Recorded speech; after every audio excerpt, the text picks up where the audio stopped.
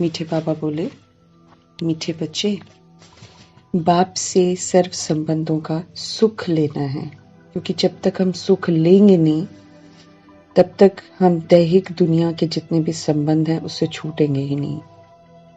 बार बार बार बार वही संबंध जो दैहिक है वो हमें बार बार अपनी तरफ खींच लेंगे। लेकिन एक बार, सिर्फ एक बार बाबा कहते हैं, मेरे साथ सारे संबंधों का अनुभव कर लो, तुम बना लो मुझसे, और फिर मुझसे सारे संबंध जब बना लोगे तो मैं तुम्हें हर संबंध का इतना सुख दूंगा, और वो इतना रूहानी सुख होगा, क्योंकि दैहिकपन का सुख जो है वो लिमिटेड होता है और रूहानी जो होता है वो सदाकाल का होता है।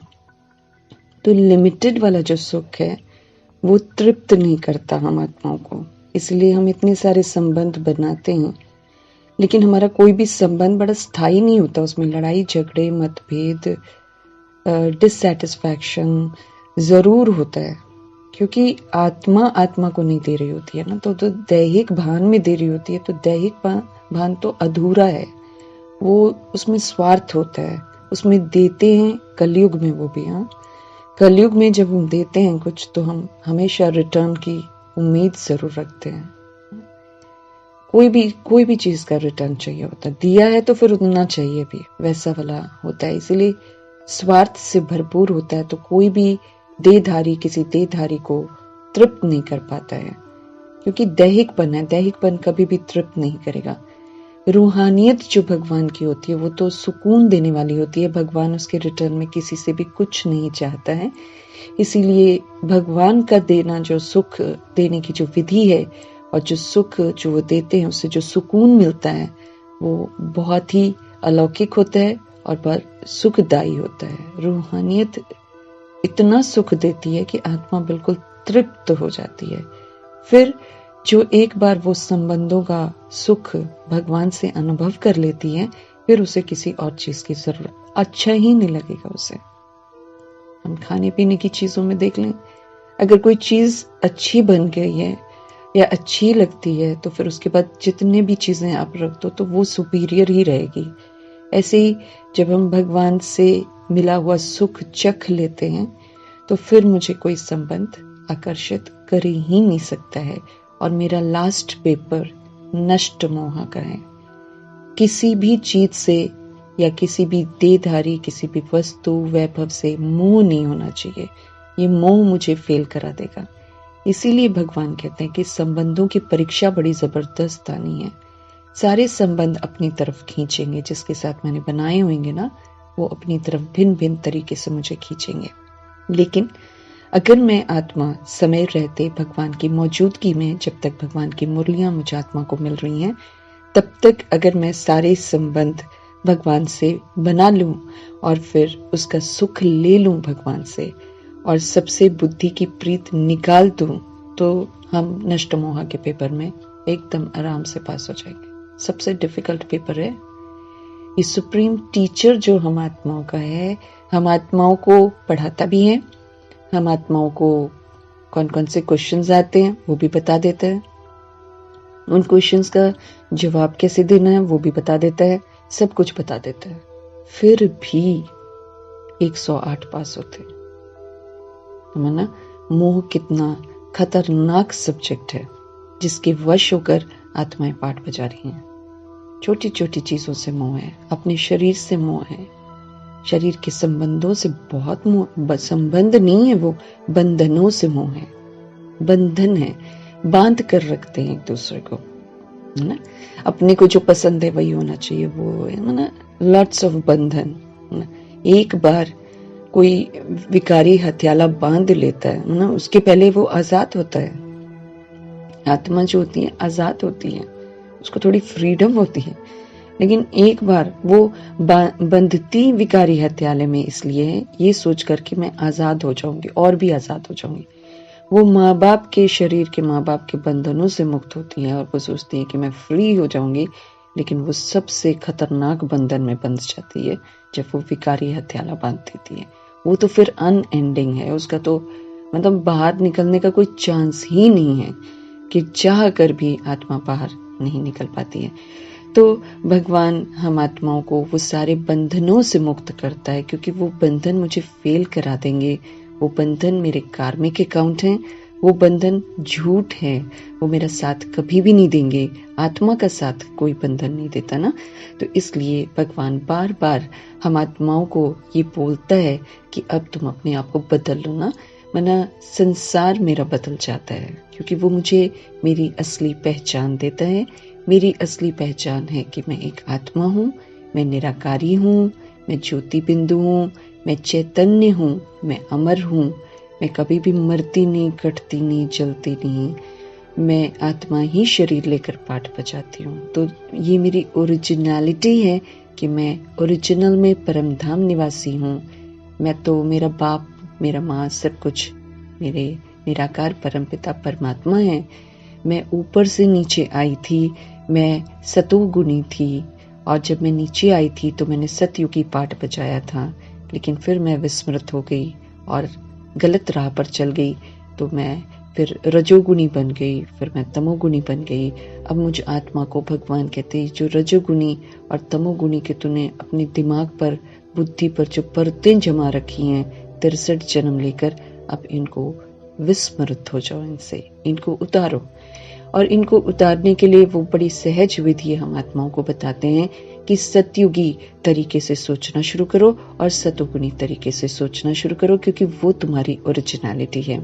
करना तुम्हें कलयुग में ही पड़ेगा, जहां पर देह अभिमान की दुनिया पाठ बजा रही है। तो इसीलिए किसी से कोई एक्सपेक्टेशन नहीं रखना।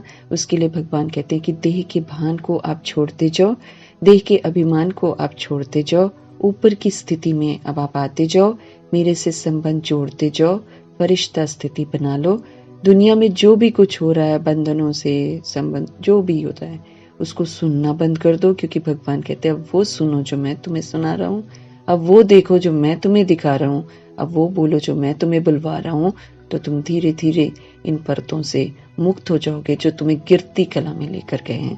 क्योंकि भगवान सीढ़ी के द्वारा हम आत्माओं को दिखाता है कि कैसे हम ऊपर से नीचे गिर जाते हैं। अब मुझे नीचे से ऊपर आना है, तो रास्ते में मुझे सारी नीचे वाली बातें तो आएंगी, लेकिन भगवान उसमें मुझे विधि बताता है कि तुम मेरे साथ सारे संबंध जोड़ लो, किसी से कोई उम्मीद नहीं रखो, मेरे साथ संबंध जोड़ते हुए तुम जैसे मैं कर रहा हूं ना वैसे करो। तो भगवान हमारा शिव पिता परमात्मा कल्याणकारी कर्तव्य इस समय कर रहा है। वो सारी विस्मृत हो गई आत्माओं को जागृत कर रहा है, फिर से उनको जो दलदल में फंसती चली जा रही हैं उनको निकाल रहे हैं, और फिर निकाल कर बोलता है कि अब चलो मेरे रास्ते पर। अब भगवान के रास्ते पर चलना मतलब फिर मुझे बाकी सारी चीजों से थोड़ा फ्री होना है, मुझे अपने तरीके से अब नहीं सोचना है। भगवान कहते मन मत पर नहीं चलो, पर मत पर नहीं चलो, मैं जो कहता हूँ ना बस वही करते चलो। तो अगर हम भगवान के कहे हुए रास्ते पर चलते चले जाएंगे तो हम सारे इन जो बुराइयां हैं इससे मुक्त होते जाएंगे और अपनी आत्मिक स्थिति में स्थित हो जाएंगे। एज ए सोल मेरी जिंदगी बिल्कुल बदल जाती है, लेकिन हम बार बार इससे विस्मृत हो जाते हैं। इसलिए हम बार बार देह के भान में आ जाते हैं, देह के रिश्तों के भान में आ जाते हैं, और फिर हम दुखी हो जाते हैं और हमें ये नहीं मालूम चलता कि हम ऐसा करते हैं तो हम कितनी सारी चीजों से हम वंचित हो जाते हैं, हम अपना भाग्य नहीं बना पाते हैं। तो भगवान हम आत्माओं का भाग्य बना रहा है ना, हम आत्माओं की मदद कर रहा है कि तुम फिर से पुनः अपना श्रेष्ठ भाग्य बनाओ। लेकिन श्रेष्ठ हम तभी बन सकते हैं जब हम भगवान की श्रेष्ठ मत पर चलें, और श्रेष्ठ मत पर हम तभी चल सकते हैं जब हम निरंतर परमात्मा के कनेक्शन में रहें। और हम परमात्मा के कनेक्शन में तब रह सकते हैं जब हम अपने दैहिकपन को भूल जाएं और सारे के सारे संबंध जो हैं वो परमपिता परमात्मा से बना लेंगे तो सुख मिलता है। फिर हम कहीं और फंसेंगे नहीं। फिर हम जितने भी पेपर्स होंगे, 8 पेपर्स हमारे होने, जितने भी पेपर्स हम होंगे हम उनमें पार हो जाएंगे। कल जिक्र करेंगे पेपर का, जो बाबा बोलते हैं कि जिसके लिए मुझे तैयार होना पड़ेगा। तो सारे के सारे पेपर्स अगर हम पास होंगे तब हम पास विद ऑनर होंगे। तो भगवान आज फिर पुनः एवरी डे वो हम आत्माओं को जरूर समझाता है कि मैं तुम्हारा सब कुछ हूँ, और है भी वो आत्मा का सब कुछ है ना। हम हकीकत में देखेंगे, अच्छे दिमाग से, ठंडे दिमाग से देखेंगे तो वाकई सिर्फ वही हमारा है। बाकी देह के भान में तो हम बहुत सारे पार्ट बजाते हैं, लेकिन आत्मा हमेशा शमशान घाट में अकेली होती है। आत्मा हमेशा गर्भ जेल में अकेली होती है। तो जो मुसीबत में साथ देता है वही सच्चा साथी होता है। तो हम सारी आत्माओं का साथी परमपिता परमात्मा है, क्योंकि वो जगह जहाँ किसी को मालूम नहीं होता कि हम उसे अकेला छोड़ कर आए हैं, वहाँ सिर्फ भगवान जानता है, और भगवान ही फिर वहाँ पर मौजूद होता है, समझ देता है उस समय कि तुमने कैसे कैसे पाठ बचा लिया। फिर साथ में सहन भी करने की शक्ति उस समय देता है, क्योंकि नहीं तो आत्मा तो बिल्कुल ही बुरा हाल हो जाता है ना उसका, बिल्कुल अकेली पड़ जाती है, फिर डरती भी है, उसको अपनी कर्मा से बड़ा डर लगता है, उसके अपने पापों से बड़ा डर लगता है। तो भगवान उस समय साथ निभा रहा होता है। बाकी देहधारी तो अपना सारा कुछ करके घर आ जाते हैं और सोचते हैं और यही दुआ करते हैं कि तुम वापस इधर को मुंह मत करना। तो ऐसे जो देह के भान में जी रही दुनिया है वो इस तरह संबंधों को निभाती है। तो हम आत्माओं को, अब चूंकि ये अंतिम समय है ना, इससे पहले भगवान ने कभी नहीं बोला किसी को आकर कि तुम मुझे सारे संबंधी बना लो, कभी नहीं बोला बाबा ने। अभी चूंकि ड्रामा एंड होना है, ड्रामा की एक्टिंग जो मैंने करनी थी वो पूरी हो गई है। भगवान ने तो कल बोला था कि आयु भी आप लोगों की पूरी हो गई है। ये तो एक्स्ट्रा आयु भगवान ने दे रखी है, जैसे ब्रह्मा को 100 वर्ष की मिली। तो हम आत्माओं को भी जो पहला जन्म होता है वो तब होता है जब मुझे भगवान में निश्चय हो जाता है, फिर वो मेरी नई जिंदगी शुरू होती है। तो नई जिंदगी, निश्चय मीन्स देन अभी तो हमें ये भी चेक करना है कि पूरा निश्चय है कि नहीं, क्योंकि मुझे ये चेक करना है कि मैंने भगवान को अपना पूरा बनाया है कि नहीं बनाया। क्योंकि मर्जी व जब तक हम बने नहीं है तब तक तो काउंट ही नहीं होएगा कि हम भगवान के बने हैं। ये भी बड़ा गहरी वो है कि जितना देर लगाएंगे उतना फिर देर से ड्रामा में प्रवेश करेंगे, देर से फिर वर्षा प्राप्त करेंगे। तो यहाँ सच्चाई है, यहाँ सफाई है, यहाँ सच्चा समर्पण भगवान देखेगा, झूठा समर्पण नहीं देखेगा। वो कोई भी एक्सक्यूज नहीं सुनेगा, क्योंकि वो हमें समझ का नेत्र दे रहा है। तो समझ के नेत्र के प्रमाण मुझे चलना है, और फिर जो मीठे बाबा मुझ आत्मा को कहते हैं उन डायरेक्शंस पर चलना है। जो डायरेक्शन पर चलते हैं उनकी जिम्मेवारी भगवान लेते हैं, और फिर उनको विधि पूर्वक हर चीज देते हैं। तो आज से, कल बाबा ने रोज ही बाबा चेक करा था ना, तो मुझे मरना है, मतलब मुझे अब अपने आप को देह नहीं समझना है, आत्मा समझना है। आत्मा समझ लिया तो नाम बदल गया, रूप बदल गया, संसार बदल गया, मेरा घर बदल गया, मेरे कर्तव्य ही बदल गए, मेरे गुण बदल गए, मेरी शक्तियां बदल गई, मेरे रिश्ते बदल गए। देह समझते रहेंगे तो वही पुराना दैहिक रिश्ता, दैहिक कमजोरियां, दैहिक विकार, दैहिक नाम, दैहिक रूप, दैहिक सब कुछ, तो उससे तो हम गिरती कला में चले गए थे। तो अब मुझे समझना है कि भगवान की राहों पर चलेंगे तो चढ़ती कला है, सजाओं से मुक्त हो जाएंगे। दैहिक विधि से चलेंगे तो गिरती कला में चले जाएंगे, और फिर अपने लिए 1 का 100 गुना दंड इकट्ठा करते चले जाएंगे। फिर भगवान मुझ आत्मा की जिम्मेवारी बिल्कुल नहीं लेगा, मैं अपने कर्मा के लिए खुद जिम्मेवार होंगी। तो जैसा कल बाबा ने बोला, फिर मैं धर्मराजपुरी में धर्मराज के द्वारा ही आप आत्माओं को सजा दिलाऊंगा। वो फिर सजा जो मिलती है, फिर उससे भी मुझे वही बनना पड़ेगा जो भगवान आज मुझे बना रहे। बनना तो मुझे वही पड़ेगा। तो कायदे से बन जाएं तो अच्छा है, नहीं बनना चाहते हैं तो फिर हम शिकायत किसी को नहीं कर सकते। तो आज से हम देखेंगे मेरा सर्व संबंध जो है, जितने भी दुनियावी मैंने रिश्ते बना रखे हैं, वो सारे के सारे बाप से अनुभव करने हैं। अनुभव करने मतलब मीठे बाबा को बना लेना है अपना। जो बातें हम मतलब दैहिक भान में देहधारियों से करते हैं, माता पिता से करते हैं, दोस्त से करते हैं, सखा से करते हैं, या रिश्ते अन्य रिश्तों से करते हैं, वो सारी की सारी बातें अब मुझे उनसे नहीं करनी है, अब मुझे अपने परमपिता परमात्मा से करनी है।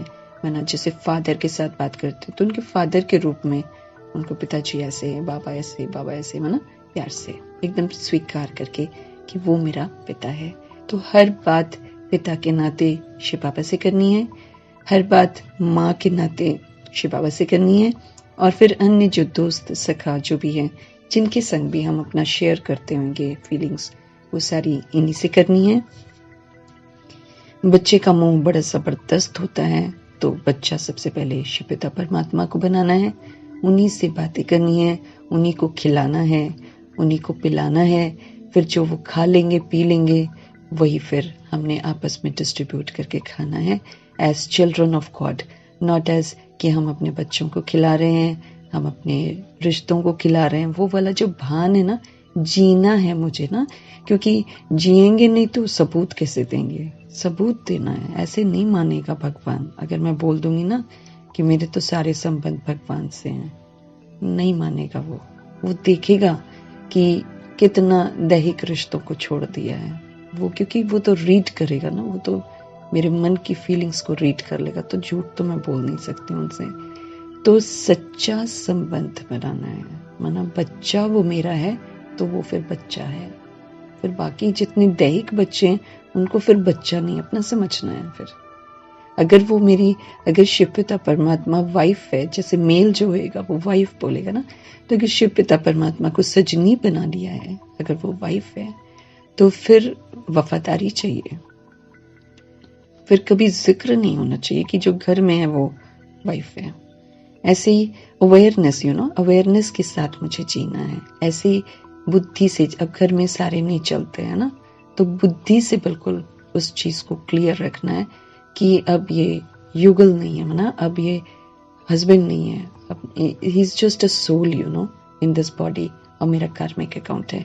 ये कॉन्सेप्ट हम जितना क्लियर रखेंगे उतना जब उन संबंधों से हमें दुख, वो दुख देंगे हमें, है ना, तो फिर हम उस दुख को अनुभव नहीं करेंगे। क्योंकि सुख जो मैंने भगवान से अनुभव कर लिया, बड़ा गहराई से लिख लिख कर, अपने आप से बातें कर करके समझाना है अपने आप को। ऐसे नहीं आता बुद्धि में, क्योंकि चेकिंग मेरी बड़ी सच्चाई और सफाई से करेगा भगवान। उसमें डबल खेल नहीं हम खेल सकते, डुअल पर्सनालिटी तो उनको बिल्कुल पसंद नहीं है। तो ध्यान रखना है मुझे, बार बार अपने आप को समझाना है कि मेरा जो सारे संबंध हैं वो मेरा शिव पिता परमात्मा है। तो पाप से सर्व संबंधों का सुख अगर तुम्हें लेना है, मीठे बाबा कहते हैं, फिर सारे जो सबसे बुद्धि की प्रीत लग रखी है ना, उसको निकाल दो। बहुत जरूरी है, सच्चाई चाहिए भगवान को। और फिर कहते सिर्फ और सिर्फ मुझे याद करो, और कोई याद नहीं आना चाहिए। जैसे कल बाबा ने बोल दिया ना, जब तुम याद में नहीं हो तो तुम पाप कर रहे हो ही रहा है तुमसे पाप। क्योंकि फिर या तो हम किसी को रिश्ता समझ रहे होंगे अपना, या हम उसके बारे में सोच रहे होंगे। देह के बारे में सोचना ही भगवान ने बोल दिया कि पाप कर्म हो गया। तो देह जो है वो भूत है, दैहिक रिश्ते जो है वो भूत हैं। अब भूत को याद करेंगे तो भूत क्या करेगा, डराएगा, है ना। गुस्सा, भूत जब आता है तो क्या करता है, भूत आकर फिर विकारी काम कराता है, गुस्सा दिलाएगा, ये कराएगा, पुरानी बातें याद दिलाएगा, हर तरह की चीजें भूत करता है। तो देह को याद करना मतलब मैं भूत को याद कर रही हूँ, क्योंकि भगवान देह को मुर्दा बोलता है। ये एक इंस्ट्रूमेंट है जो मुझे आत्मा को मिला है, लेकिन इसके भान में हम जीते हैं तो फिर हम अपने आप को बहुत खराब कर देते हैं।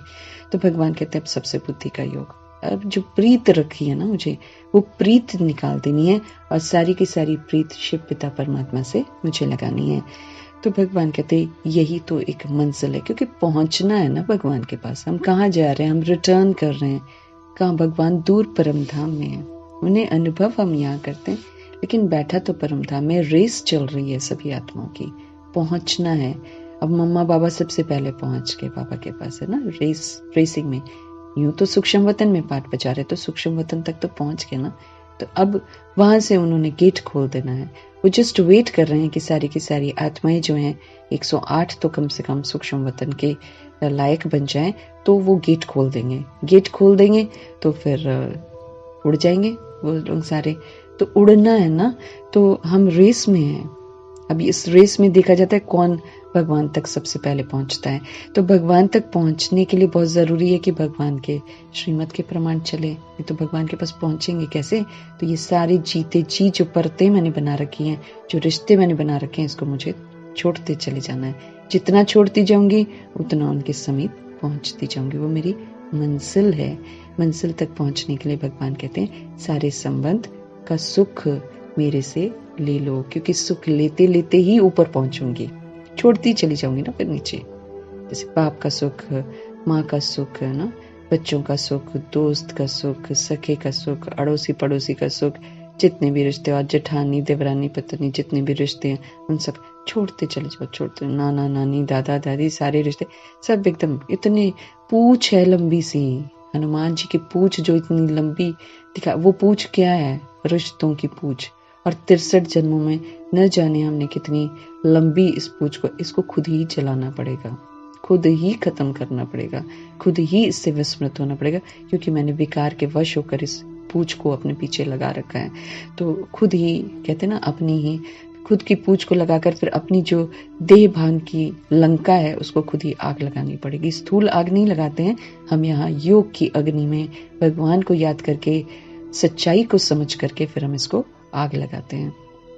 तो भगवान के जो महावाक्य हैं उनकी गहराई को समझते हुए, उनकी जो कल्याणकारी दृष्टि है हमारे प्रति उसको समझते हुए मुझ आत्मा को वो करना है जो मीठे बाबा हम आत्माओं को समझा रहे हैं। प्रश्न है, तुम बच्चे इस समय कौन सा अच्छा कर्म करते? हम सीख रहे हैं, हमें तो आता भी नहीं था, अब कर्म करना भी सिखा रहा है। सोचना सिखाता है, बोलना सिखाता है, कर्म करना सिखाता है, उठना कैसे, बैठना कैसे, खाना कैसे, पीना कैसे, सोना कैसे, जगना कैसे, हर चीज सिखा रहा है। कुछ नहीं आता था, भूल गए थे हम सब कुछ। तो भगवान इस समय पूछ रहे हैं कि तुम बच्चे इस समय कौन सा अच्छा कर्म करते हो जिसके रिटर्न में फिर तुम साहूकार बन जाते हो। साहूकार मीन्स रिच बन जाते हैं, हम अमीर बन जाते हैं, हम धनवान बन जाते हैं।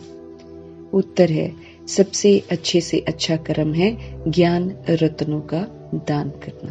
भगवान के ये जो मीठे मीठे ज्ञान रत्न है जो हम आत्माओं को मिलते हैं, इसका लेन देन मुझ आत्मा को करना है। स्थूल लेन देन तो भगवान हम आत्माओं को मना कर देते हैं, वो हम ले नहीं सकते हैं किसी से, लेकिन भगवान हम आत्माओं को कहता है कि ज्ञान रत्नों का दान दे दो। ज्ञान रत्न हमें एक दूसरे को देते रहना है। ये अविनाशी ज्ञान खजाना ही ट्रांसफर होकर 21 जन्मों के लिए विनाशी धन बन जाता है। इसका जितना हम धारण करेंगे, मीठे बाबा के अनुसार ज्ञान रत्नों को जितना हम धारण करेंगे, ये अविनाशी है, ये कभी मिटता ही नहीं। किसी ने अगर एक बार भी सुन लिया होगा ना, तो उसको एक बार सुनने का भी रिटर्न भगवान जरूर देगा।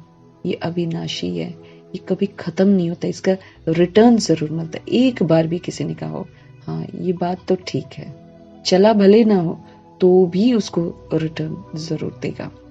तो ये अविनाशी ज्ञान का खजाना है, इसकी जितनी गहराई में चले जाओ उतना ये गहरा होता चला जाता है।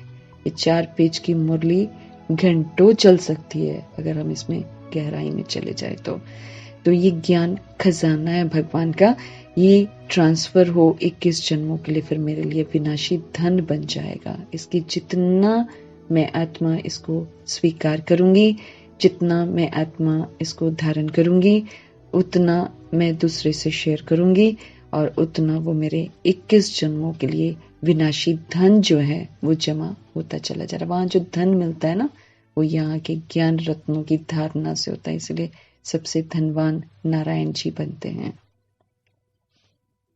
इससे ही माला माल बन जाते हो।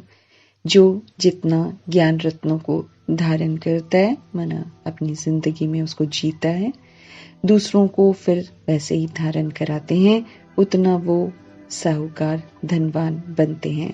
अविनाशी ज्ञान रत्नों का दान करना ये सबसे सर्वोत्तम सेवा है, क्योंकि हम इसके द्वारा हर आत्मा को परमात्मा से जोड़ते हैं।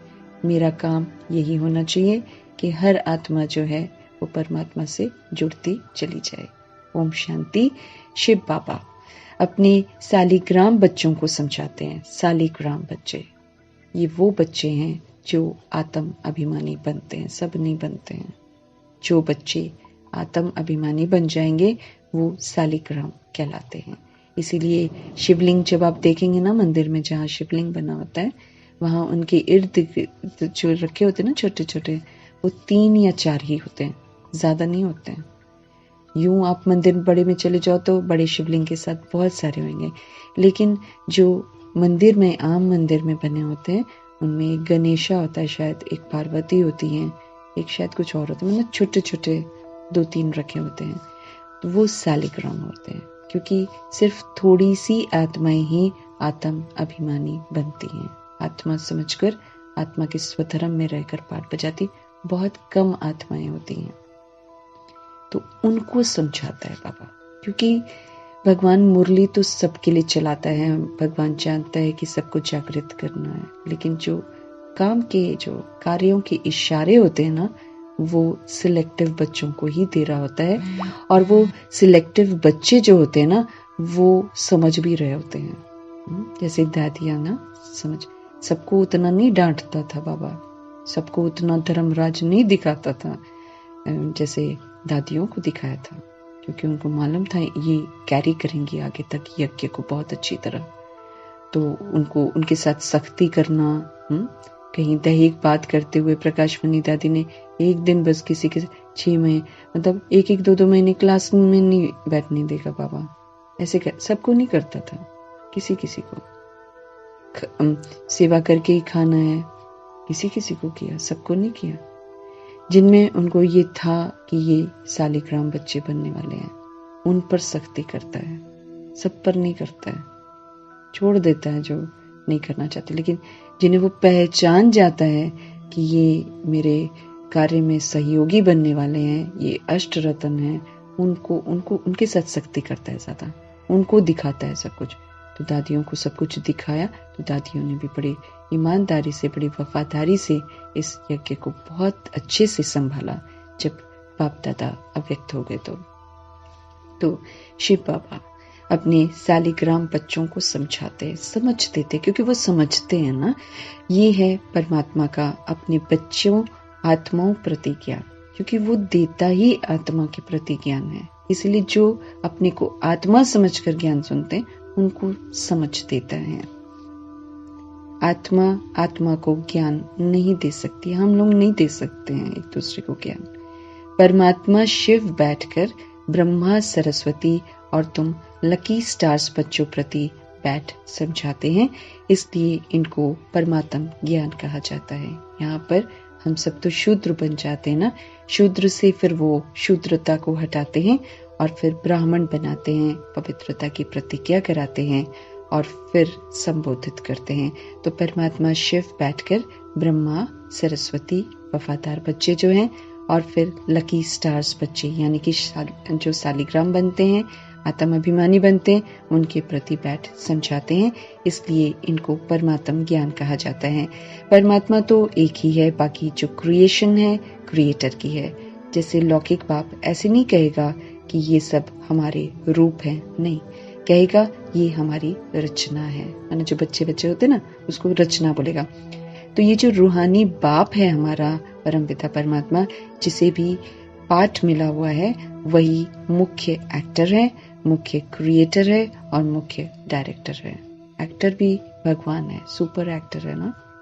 तो मुख्य जो एक्टर है वो भगवान है, एक्ट ही तो कर रहे हैं, ये पढ़ा रहे हैं, लिखा रहे हैं, समझा रहे हैं, ये उनकी एक्ट है। तो मुख्य एक्टर भगवान है, क्रिएटर है, माना हम आत्माओं को शूद्रता से निकालकर ब्राह्मण बनाना, ये उनकी क्रिएशन है। बाकी अलग से आत्मा को क्रिएट नहीं करते हैं। आत्मा अनादि है, उसको कोई क्रिएट नहीं कर सकता है, वो तो बनी ऊपर से ही आई है ना, उसको कोई नहीं क्रिएट करता है। लेकिन आत्मा जब शरीर लेती है और शूद्र बन जाती है, फिर भगवान उसको ब्राह्मण बनाते हैं, दैट इज क्रिएशन। तो शूद्र से ब्राह्मण बनना भगवान की क्रिएशन है। बाकी ऐसा नहीं कि आत्मा को क्रिएट करते, नहीं, आत्मा तो अविनाशी है।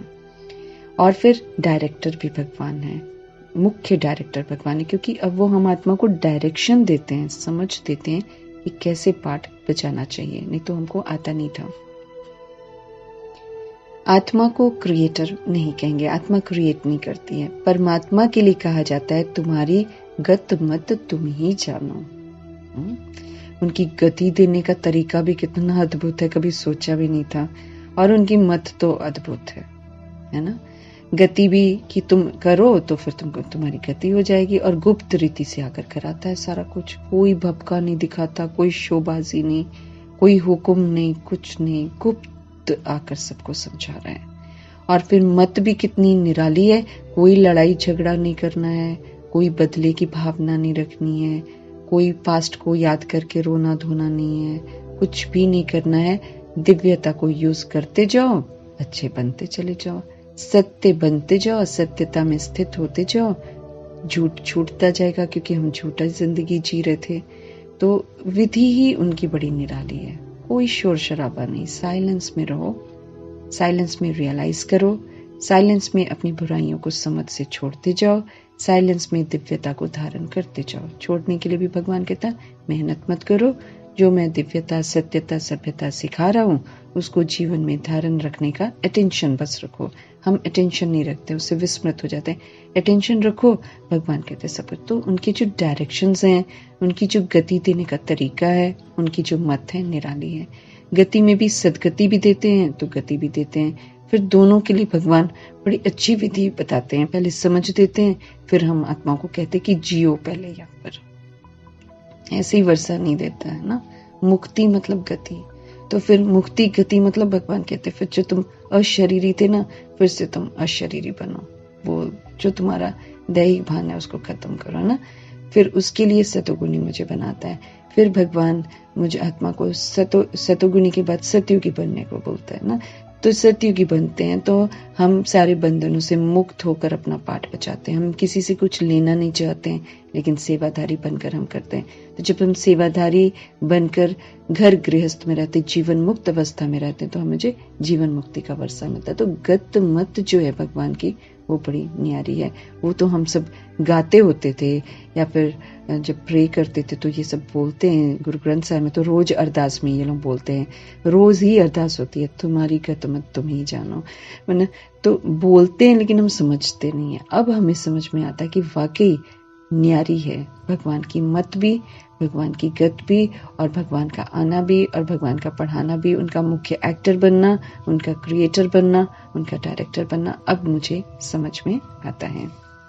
उन सब गुरुओं की तो अपनी अपनी अलग मत है। जो दुनिया में जितने भी गुरु बनकर बैठे हुए हैं उनकी मत अलग है। हाँ, सिखिज्म में ऑफकोर्स 10 गुरुओं ने, उसके बाद वाले गुरुओं का तो हम नहीं कहेंगे क्योंकि उन्होंने 11वीं 12वीं गद्दी भी चला दी है, जबकि गुरु गोविंद सिंह जी ने बोला था कि इसके बाद और कोई गुरु नहीं होना चाहिए। ये जो गुरु ग्रंथ साहिब है जिसमें परमात्मा की महिमा है, यही गुरु है। अब गुरु नानक जी ही 10वें चोले में गुरु गोविंद सिंह जी बने थे, तो उन्होंने वाइंड अप किया था ये बोलकर कि गुरु ग्रंथ साहिब में निराकार परमपिता परमात्मा की महिमा है, उन्हीं का जिक्र है, उन्हीं की शुरुआत है। शुरुआत ही पाठ की उनकी, जो जपजी साहब जो भी करते शुरुआत ही करते हैं कि ओंकार सतनाम करता पुरख निर्भव निर्वैर, वो सारी की सारी महिमा ही निराकार परमपिता परमात्मा की है। इसलिए उन्होंने निर्देश दिया था शरीर छोड़ने से पहले गुरु गोविंद सिंह जी ने कि सिर्फ यही गुरु है हमारा, और कोई भी किसी के सामने मत्था नहीं टेकना है। लेकिन वो तो बाद में होता है ना, धीरे धीरे हर धर्म जो है वो थोड़ा दैहिक हो जाता है, लेकिन उनका कहना नहीं मानते तो 11वीं 12वीं गद्दी भी चलाते हैं, और साथ में सारे गुरुओं को अलग अलग भगवान भी समझ बैठते हैं। तो भगवान को जिक्र करते हैं लेकिन फिर विस्मृत होकर वो गुरु ये गुरु 10 गुरुओं को ही मानते हैं। लेकिन गुरु नानक जी ने ये वाइंड अप किया था कह करके निराकार ही भगवान होता है। पूरा स्पष्ट तो ऑफकोर्स कोई भी नहीं करेगा ना, क्योंकि फिर तो भगवान हो गया। लेकिन जितना उनको संगम युग में उन्होंने ग्रहण किया था मधुबन में जाकर, क्योंकि हर धर्म स्थापक एक बार मधुबन जरूर जाता है, भगवान ने बताया। जीसस भी जाते हैं, इब्राहिम भी जाते हैं, और ब्रह्मा भी ये गुरु नानक जी की आत्मा भी जाती हैं, और बुद्ध की आत्मा भी एक एक बार ये लोग चक्कर जरूर लगाते हैं। और लगाते हैं, ईश्वरीय पढ़ाई नहीं पढ़ते हैं, लेकिन जो ग्रहण करते हैं उसमें सबसे तीखे तरीके से गुरु नानक जी की आत्मा ने ग्रहण किया था, क्योंकि सबसे ज्यादा निराकार का विवरण जो है उन्होंने ही किया है कि भगवान मनुष्य से देवता बनाता है, सब कुछ ना। ज्यादातर भगवान की अच्छी अच्छी बातें, सुखमणि साहब मैंने जप साहब मन मना भव करो तो सुखों की मणि मिलेगी। तो ये दोनों भी बड़ी महिमा है, बड़े ध्यान से अगर इंसान पढ़े ना तो भगवान का ज्ञान उसमें बड़ा स्पष्टीकरण किया हुआ है।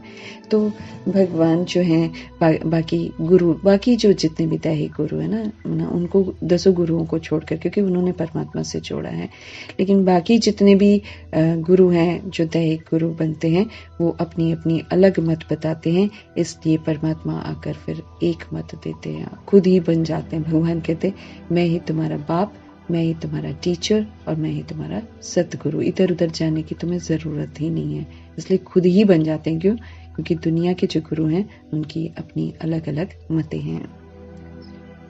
वो है मोस्ट बिलवेड, माशूक है वो सबका, बड़ा प्यारा है वो, मोस्ट बिलवेड है।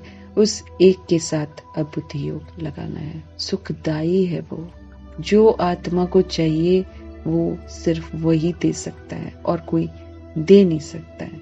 वो तो गलत फहमी में है कि हम इधर उधर बुद्धि योग लगा लेते हैं, लेकिन दुख जरूर मिलता है जहां भी बुद्धि योग लगाते हैं तो। और जिनकी भी साथ बाबा कहते हैं तुम्हारी प्रीत है, वो सब धोखा देने वाली हैं, इसलिए उन सब से बुद्धि निकालनी है। धोखा मिलेगा ना, क्योंकि धोखा इन द सेंस कि शरीर छूट जाते हैं ना, शरीर ही तो विनाश हो जाता है, तो धोखा ही मिल गया ना। शरीर के भान में रिश्ते हैं हमारे सारे, लेकिन शरीर ही खत्म हो जाएगा। जिसको हम अपना कह रहे हैं ये मेरा है, ये मेरा है, मेरा है, वो शरीर ही तो खत्म हो जाता है। तो जब शरीर ही खत्म हो गया तो मिल गया ना धोखा फिर।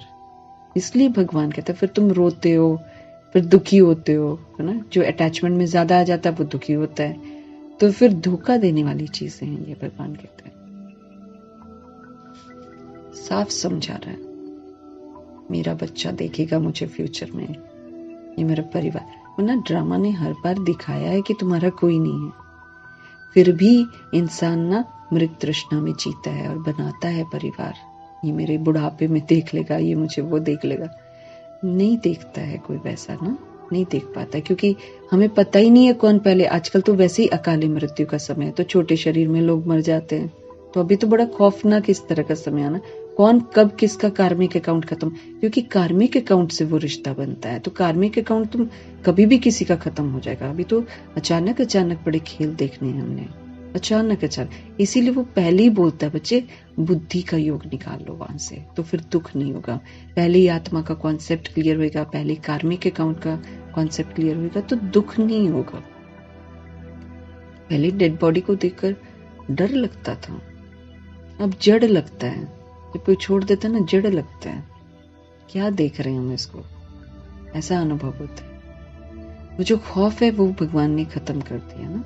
तो ऐसे ही जब होल सेल में इतने सारे शरीर सामने पड़े होंगे ना, डर ना लगे मुझे उस समय। तो उसके लिए भगवान कहते हैं मेरे से अब सब संबंध जोड़ लो, समझ जाओ कि ये जो चीज पड़ी है ये तो जड़ है, उसके आसपास आत्मा बैठी है, दुआएं देते चले जाओ, बस क्लियर कर लो अपने सारे जितने भी अकाउंट्स हैं। भगवान कहते हैं जिनके भी साथ तुम्हारी प्रीत है वो सब धोखा देने वाली है, इसलिए उन सब से बुद्धि योग निकालना है। मैं तुमको सब संबंधों का सुख दूंगा, सिर्फ माँ में कम, ये है मंजिल। मैं सुख दूंगा। भगवान यकीन दिला रहे हैं कि मैं तुम्हें सुख दूंगा, तुम्हें जो चाहिए मैं दूंगा, तुम मुझे सिर्फ याद करो। ये मंजिल है, ऊंची मंजिल है। इसके लिए फिर मुझे सब कुछ जो मैंने विस्तार बना रखा है उसको छोड़ना पड़ेगा बुद्धि से। मैं सबका डियरेस्ट डैड हूं, सो स्वीट। मैं सबका प्यारा पिता भी हूं और टीचर भी हूं और फिर मैं गुरु भी हूं। डियरेस्ट डैड है, तो अब संबोधित करेंगे तो मीठे पापा को डियरेस्ट डैड बोलेंगे। बोलते हैं ना डैड मॉम, तो बोलते हैं हम दुनिया में, है ना।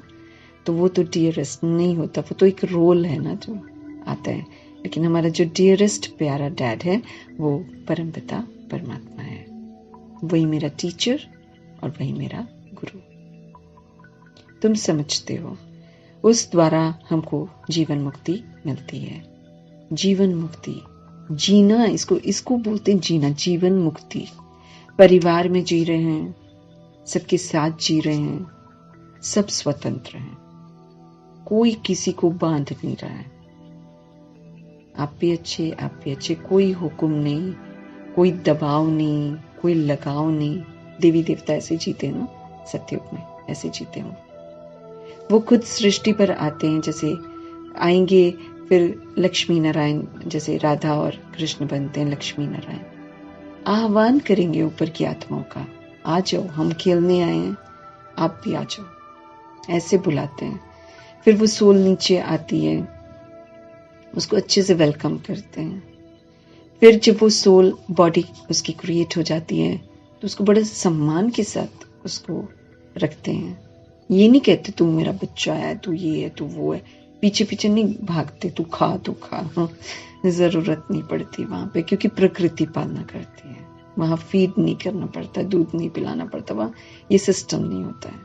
तो आराम से प्रकृति पालना करती है। सतो प्रधान, एकदम पवित्र प्रकृति होती है जो पालना करती है। तो पवित्रता से पलते हैं वो लोग, स्वतंत्र रहते हैं, कोई किसी को बांधता नहीं है, कोई किसी को जबरदस्ती नहीं बोलेगा ऐसे कर वैसे कर, ये पढ़ वो पढ़, क्योंकि वहां तो वैसी वाली पढ़ाई होती नहीं है। वहां तो ड्राइंग होती है एंड संगीत सिंपल सिंपल सा होता है, सिंपल सिंपल सा नृत्य होता है।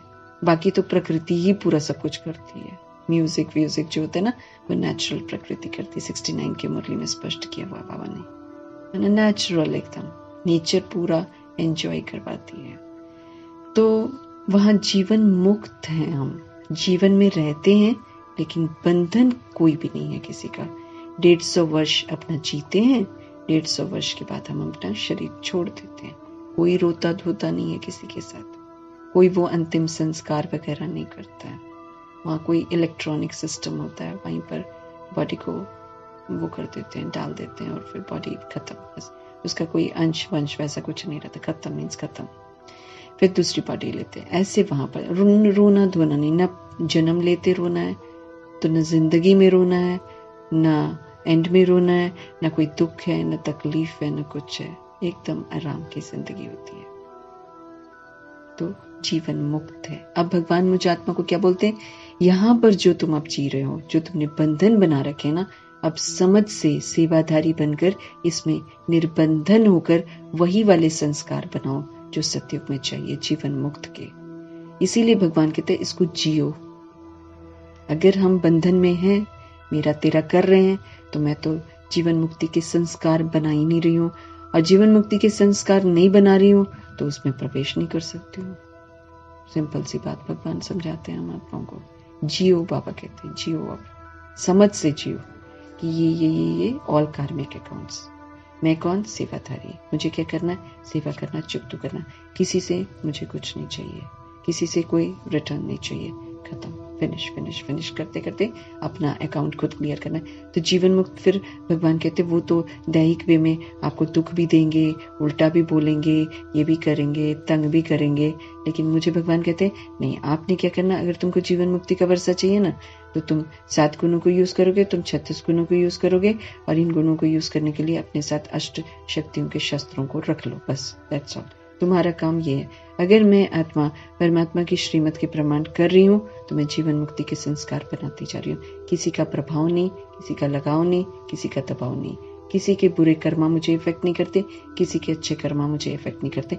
जीवन मुक्त है, क्योंकि जहां प्रभाव में आते हैं वहां हम गुलाम आत्मा बन जाते हैं। अच्छा हो चाहे बुरा हो, गुलाम बन जाते हैं। उसके बारे में सोचेंगे, उसके बारे में वो वाला चीज, तो वो क्या हो गया, बंधन बन गया। गहराई से समझना है भगवान जो समझाते हैं, क्योंकि गहराई से नहीं समझेंगे हमारा वर्षा नहीं बन रहा है, फिर यूं ही पढ़ रहे हैं। फिर हम प्रैक्टिकल में भगवान देखेगा सब कुछ। यहाँ यही तो अविनाशी ज्ञान खजाना है। ये खजाना फिर ट्रांसफर होकर भगवान कहते हैं तुम जो समझते हो ना, उस द्वारा ही हमको जीवन मुक्ति मिलती है। समझना मीन्स जो समझ जाएगा वो अमल में जरूर लाएगा। यही अविनाशी ज्ञान खजाना है। ये खजाना फिर ट्रांसफर होकर 21 जन्मों के लिए विनाशी धन बन जाता है। 21 जन्म हम बहुत माला माल हो जाते हैं, राजाओं का राजा बनते हैं, किसी चीज की वहां पर कमी नहीं होती है। इस अविनाशी धन का दान करना है। आगे तो विनाशी धन दान करते थे तो अल्पकाल क्षणभंगुर सुख दूसरे जन्म में मिलता था। पहले लोग दान करते थे ना, तो धन का दान करते थे, उससे फिर उनका अगला जन्म जो है वो सुखदायी होता था, उनके पास धन दौलत होता था। तो ऐसे ही बाबा कहे कि पहले तुम विनाशी धन दान करते थे ना, तो अल्पकाल, लेकिन वो सुख जो है स्थायी नहीं होता था। अल्पकाल का क्षणभंगुर सुख दूसरे जन्म में मिलता है, क्योंकि सुख तो भगवान उसको बोलता है ना जिसमें दुख का नाम निशान नहीं हो, उसको भगवान सुख बोलता है। इसीलिए अगर हमें द्वापर युग और कलयुग में पुराने जन्म के दान का अगर सुख मिलता है तो साथ में दुख भी जरूर जो है ना वो मौजूद होता है। इसलिए भगवान इसको क्षणभंगुर का सुख बोलते हैं, क्योंकि पैसा मिला लेकिन पैसे के साथ अगर मुझे बीमारी भी मिली तो फिर वो पैसे का जो सुख है वो तो नहीं मिला ना, वो फिर दुख भी बीच में शामिल है। तो क्या हुआ, पैसा मिला, खुशी हुई, लेकिन साथ में दुख आ गया तो क्षणभंगुर हो गया, माना थोड़ी देर का सुख था, फिर वो दुख भी शामिल हो गया। लेकिन भगवान जो हम आत्मा को सुख देता है 2500 वर्षों का, उसमें तो दुख नाम का नाम निशान नहीं होता है। कोई कभी भी बीमारी होती ही नहीं है, दर्दे वर्दे तो छोड़ी दो, एक छोटा सा बुखार भी नहीं वहां पर होता है, उसको भगवान सुख बोलता है। सुख मीन्स कोई भी दुख का नाम निशान न हो, और यहाँ तो होता है, इसीलिए इसको अल्पकाल क्षणभंगुर या फिर कागविष्टा समान सुख बोलते हैं, जिसको देखकर सन्यासी घर छोड़कर चले जाते हैं कि कोई फायदा नहीं है, इसमें सुख नहीं है। बाद में मिसअंडरस्टैंडिंग्स है, बाद में लड़ाई झगड़े हैं, है ना खुशी है, इसलिए वो घर बार छोड़ देते हैं। कहा जाता है पास्ट जन्म में कुछ दान पुण्य किया है जिसका फल मिला है। किसी के पास पैसा होता है तो बोलते हैं कि इसने जरूर कुछ पिछले जन्म में दान पुण्य किया है ना, किसी को कुछ फायदा दिया होएगा, किसी को समय पर सहयोग दिया होएगा, किसी की जान बचा दी होएगी, तो फिर उसको तो भरपूर मिल जाता है ना, क्योंकि रिटर्न तो मिलता है। ड्रामा में किसी का भी किसी के ऊपर उधार नहीं रहता है, देना पड़ता है। वैसे भी अगर हम उधार भी लेते हैं तो देना तो जरूर पड़ता है ऑफकोर्स, क्योंकि किसी की और की कमाई हुई दौलत पर हम नहीं अपना वो कर सकते हैं। लेकिन जब हो जाता है ड्रामावश तो भगवान कुछ विधियां बनाता है जिससे लेते हैं, लेकिन फिर वो रिटर्न करना हम आत्माओं का फर्ज बन जाता है। नहीं तो फिर वही है कि अगर हम रिटर्न नहीं करते हैं तो फिर हम गर्भ जेल में जाते हैं, फिर दूसरा जन्म लेते हैं, क्योंकि ड्रामा में मैं आत्मा जो भी पाठ बचा रही हूँ वो मुझे रिटर्न जरूर करके जाना है। मुझे बिल्कुल क्लीन और क्लियर होकर जाना है। किसी आत्मा का 1 रुपया भी मुझ आत्मा के कर्ज में नहीं होना चाहिए। तो वो तो भगवान हम आत्माओं को स्पष्ट कर देता है, वो तो हमें करना ही करना है। शरीर छोड़ने से पहले मुझे आत्मा, भले वो धन दौलत काम नहीं आता, यहीं पर रह जाता है, खत्म हो जाता है, ये तो है ही, वो सबका है, लेकिन किसी से लिया हुआ 1 रुपया भी अगर है तो मुझे आत्मा को वापस जरूर करना है। नहीं तो उसके लिए फिर मुझे गर्भ जेल में दोबारा जाना पड़ेगा, दोबारा उस आत्मा के संपर्क में कहीं ना कहीं आना पड़ेगा, और मुझे 1 रुपया रिटर्न करके फिर मुझे शरीर छोड़ना पड़ेगा। तो वो नहीं करके अगर हम समय प्रमाण सब कुछ रिटर्न कर दें तो फिर हम क्लियर हो जाते हैं। अब बाप दादा हम आत्मा को समझा रहे हैं, जो हमारा है वो हमको करना है ना, क्योंकि किसी और की कमाई हुई दौलत पर हम नहीं मतलब ले नहीं सकते हैं, वो तो बिल्कुल। अब कौन किसको रिटर्न कर रहा है वो मुझे नहीं पता, लेकिन भगवान जो है वो हम आत्माओं को इस बात को स्पष्ट करते हैं कि हमें किसी से कुछ लेना नहीं है, स्थूल चीजें हमें किसी से नहीं लेनी है और अपने पास नहीं रखनी, नहीं तो वो दिमाग पर एक बहुत बड़ा कर्जा बनकर बैठ जाता है। वो मुझे फिर क्लियर नहीं होने देगा ना, कहीं आगे चलकर निकलने नहीं देगा, मुझे रोक देगा। तो भगवान कहते हैं कि 5 जन्म में कुछ दान पुण्य किया है जिसका फल मिला है, वो फल 1 जन्म का ही मिलता है, जन्म जन्मांतर की उसको प्रारब्ध नहीं कहेंगे। जो दान दुनिया में करते हैं लोग, दौलत का करते हैं, वो बाबा कहते हैं 1 जन्म के लिए मिलता है, जन्म जन्मांतर के लिए नहीं मिलता। लेकिन जो हम ज्ञान धन देते हैं, किसी को शेयर करते हैं किसी के साथ, तो भगवान कहते हैं उसका तो फिर 2500 वर्ष रिटर्न मिलता है भगवान की तरफ से। भगवान कोई छोटी मोटी रिटर्न जो भी बाबा हम आत्माओं को करते हैं, कहते हैं करने के लिए, अगर हम वो करते हैं तो छोटी मोटी रिटर्न नहीं देता है, वो भरपूर दे देता है। तो जन्म जन्मांतर की प्रारब्ध भगवान देते हैं। तो अब ये है अनेक जन्मों की बाजी, जो भी हम अभी कर रहे हैं, श्रीमत पर चल रहे हैं, तो ये अनेक जन्मों के लिए हम अपना जमा कर रहे हैं। परमात्मा से बेहद का वर्षा मुझे लेना है, बेहद का वर्षा है। कोई छोटा मोटा वर्षा नहीं है, परमात्मा से बेहद का वर्षा लेना है। सबसे अच्छा कर्म है अविनाशी ज्ञान खजाना दान कर देना। इससे बड़ा दान बाबा कहते पर आत्मा परमात्मा से जुड़ जाए, इससे बड़ा जो दान है ज्ञान खजाने के दान से बड़ा कोई दान नहीं है। जितना धारण करो औरों को कराएंगे उतना खुद भी साहूकार बनेंगे और फिर औरों को भी बनाएंगे, क्योंकि ज्ञान मार्ग है ही ऐसा। हम आत्माएं भाई भाई हैं तो एक साथ लेकर चलना पड़ता है। ऐसे नहीं कि हम बन जाए भैया दूसरा ना बने, ये कलयुग की रीति है। लेकिन यहाँ सतयुग की रीति हमारा बाबा सिखाता है। तो बाबा कहते हैं कि सारा विश्व ही तो तुम्हारा परिवार है, सारी आत्माएं तो तुम्हारी अपने भाई हैं, सब तो परम धाम से तुम्हारे एक ही। तो बाप जो शिव पिता परमात्मा है वो हमें मिलकर जीना सिखाता है। दुनिया का पिता मेरा तेरा सिखाता है, वो बांट देता है, ये हमारा, वो उसका, वो उसका, वो उसका, अपनी विधि से बांटे हुए। ये जो अलग अलग घर इतने सारे बने हुए, ये सारे बटे हुए ही तो हैं। आई हुई ऊपर से ही है, कोई ऊपर से ही सारे हम आए हुए और एक ही पिता के हम बच्चे हैं। हाँ?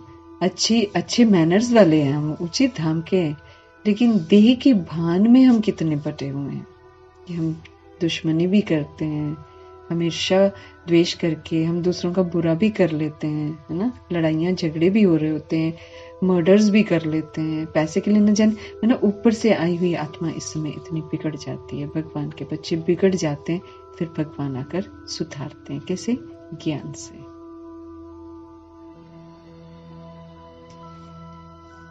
ये है सर्वोत्तम सेवा। इस सेवा से सदगति होती है, फिर अच्छी गति हो जाती है। भगवान कहते हैं देवताओं की रस्म रिवाज देखो कैसे हैं, वो संपूर्ण निर्विकारी हैं, विकार है ही नहीं। विकार होता क्या वो भी नहीं उनको मालूम है, इतने इनोसेंट होते हैं वो। अहिंसा परमो धर्म है उनका, हिंसा तो बिल्कुल नहीं करते हैं। झूठ दिखाते हैं कि वो मारते हैं, स्वदर्शन चक्र चलाते हैं, झूठी कहानियां बनाती हैं। वो तो अहिंसा तो उनका परम धर्म है, वो तो हाथ भी नहीं लगाते किसी को, तो मारेंगे क्या या कुछ क्या कर, हाथ भी नहीं लगाते वो। तो अहिंसा परमो धर्म है। जैसे मूर्तियां जो दिखाते हैं लक्ष्मी नारायण की, एक डिस्टेंस रखते हैं उनके बीच में। आप कभी भी पूजा जहां हो रही होती है, एक बीच में गैप होता है, वो इकट्ठे टच नहीं करते हैं किसी को। इतने निर्विकारी होते हैं वो, इतने अहिंसक होते हैं वो। प्यूरिफिकेशन, संपूर्ण पवित्रता होती है। वो देखते ही नहीं है शरीर को। कभी भी देखो उनकी मूर्तियां जो बनती हैं वो सामने देख रहे होते हैं, एक दूसरे को नहीं देख रहे होते। कभी भी सामने दृष्टि होती है। सामने मीन्स एम, उनका जो दृष्टि होती है वो आत्मिक होती, दैहिक नहीं होती। साइड में देखना मतलब देह को देखना, एक दूसरे को साइड को देखते हैं तो देह को देखते हैं, वो सामने देखते हैं। वो इस बात का सूचक है कि वो संपूर्ण पवित्र हैं और आत्मा को ही देखते हैं प्रकृति में, बॉडी को नहीं देखते हैं। इसलिए उनके चित्र ऐसे बनते हैं, जड़ चित्र, कि वो सामने देख रहे होते हैं। ये तो कृष्ण और राधे को तो जबरदस्ती गंदा बना देते हैं। वो तो बिल्कुल ही प्योर प्रिंस है और प्रिंसेस, अलग अलग राज्य में रहती है। ये जो है ना एडवांस पार्टी जहाँ भी होगी है ना, वहां पर भी अलग अलग जगह पर रहते हैं वो लोग, कभी साथ नहीं रहते हैं कृष्ण और राधे। ये तो बड़े होते हैं तो इनका स्वयंवर होता है, तब ये बनते हैं लक्ष्मी नारायण। उससे पहले तो ये मिलते भी नहीं है, लेकिन खामखां की कहानियां बना रखी हैं लोगों ने। प्यूरिफिकेशन, संपूर्ण पवित्रता सतयुग त्रेता में ही रहती है। देवताएं ही बहिष्ठ में रहने वाले हैं, बहिष्ठ मीन स्वर्ग में रहने वाले हैं। उन्हों को ही ऊंच गाते हैं ना, सबसे पुरुषोत्तम होते हैं। मतलब सब पुरुषों में पुरुष की कैटेगरी जो होती है ना, उसमें सबसे वो उत्तम होते हैं। मनुष्य ही होते हैं वो लोग, वो देवता नहीं कहलाते हैं। भगवान कई बार इस बात का समझानी देते हैं हम आत्माओं को कि देवता असली तो ब्रह्मा, संपूर्ण ब्रह्मा, नॉट प्रजापिता ब्रह्मा, संपूर्ण ब्रह्मा विष्णु और शंकर होते हैं। वो है देव, आकारी ना, हड्डी मांस का पुतला नहीं है। उनको देवात्मा कहते हैं। फरिश्ते देवता होते हैं ना, उनको देवात्मा बोलते हैं। बाकी शरीर जब हम ले लेते हैं ना, तो वो फिर थोड़ा सा तो कम हो जाता है, वो फिर उसको दैवी गुणों वाले मनुष्य कहते हैं, उसको फिर देवता नहीं कहते हैं। शरीर ले लिया मतलब थोड़ा सा डिग्री कम हो जाती है। उन्हों को ही ऊंच गाते हैं जो सूर्यवंशी सतयुग में बनते हैं, वही संपूर्ण है। फिर थोड़ी खाद पड़ जाती है। जो 111 में है वही सूर्यवंशी है, वही सतयुग में आते हैं और वही सचखंड कहलाता है।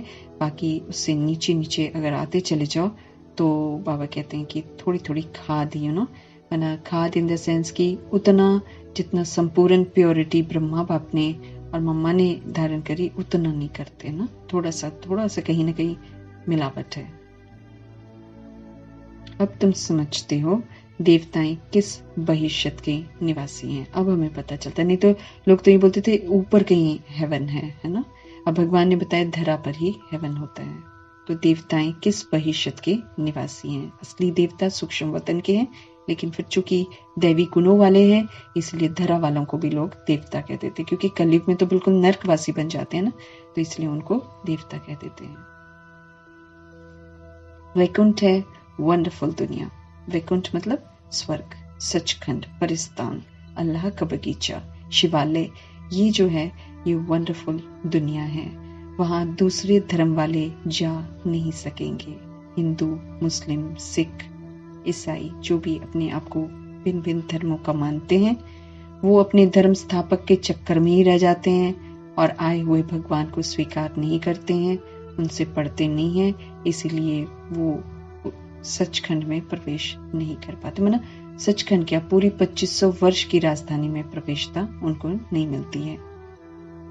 गुरु नानक जी वगैरह लोग ही नहीं आते, जबकि वो मिलते हैं, वो धर्म स्थापक बनते हैं ना, तो इसलिए वो अपने समय पर ही आते हैं, वो भी प्रवेश नहीं करते हैं यहाँ पर। दूसरे धर्म वाले जा नहीं सकेंगे।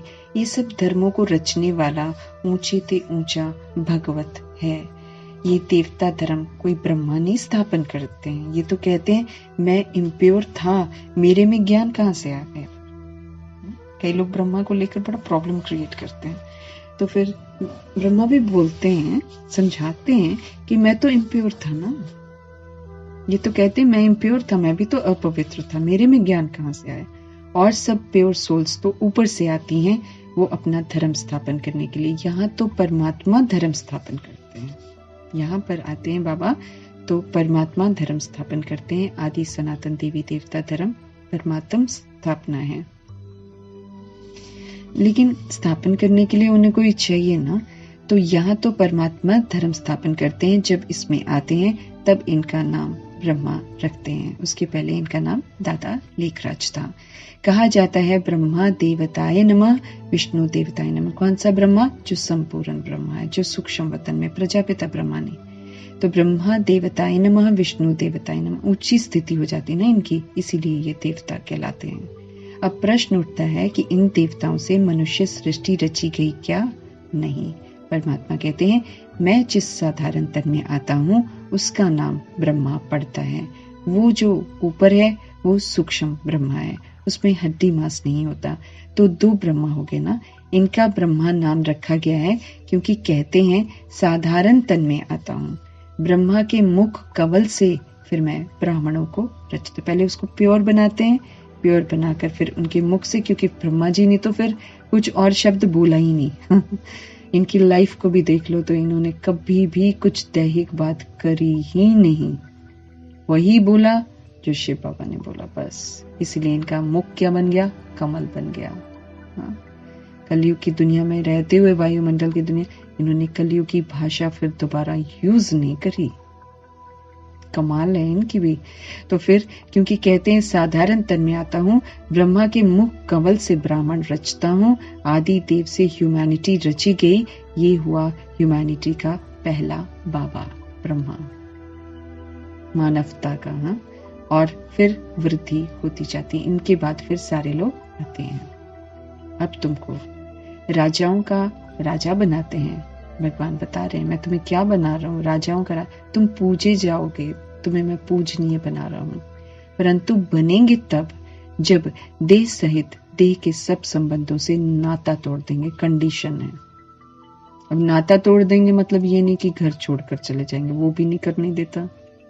घर में ही रहो भाई, सभी के साथ रहो और बुद्धि से नाता तोड़ो, समझ से नाता तोड़ो, दृष्टि को बदलो, वृत्ति को बदलो, अपनी कृति को बदलो, करो। भगवान कहते हैं उसके लिए फिर मनुष्य को मरना पड़ता है, झुकना पड़ता है, अपने आप को तोड़ना पड़ता है, मरोड़ना पड़ता है, फिर सही रास्ते पर चलना पड़ता है। वो दैहिक भान खत्म करना पड़ता है जो कूट कूट के अंदर घुसा हुआ है। मेहनत है इसमें।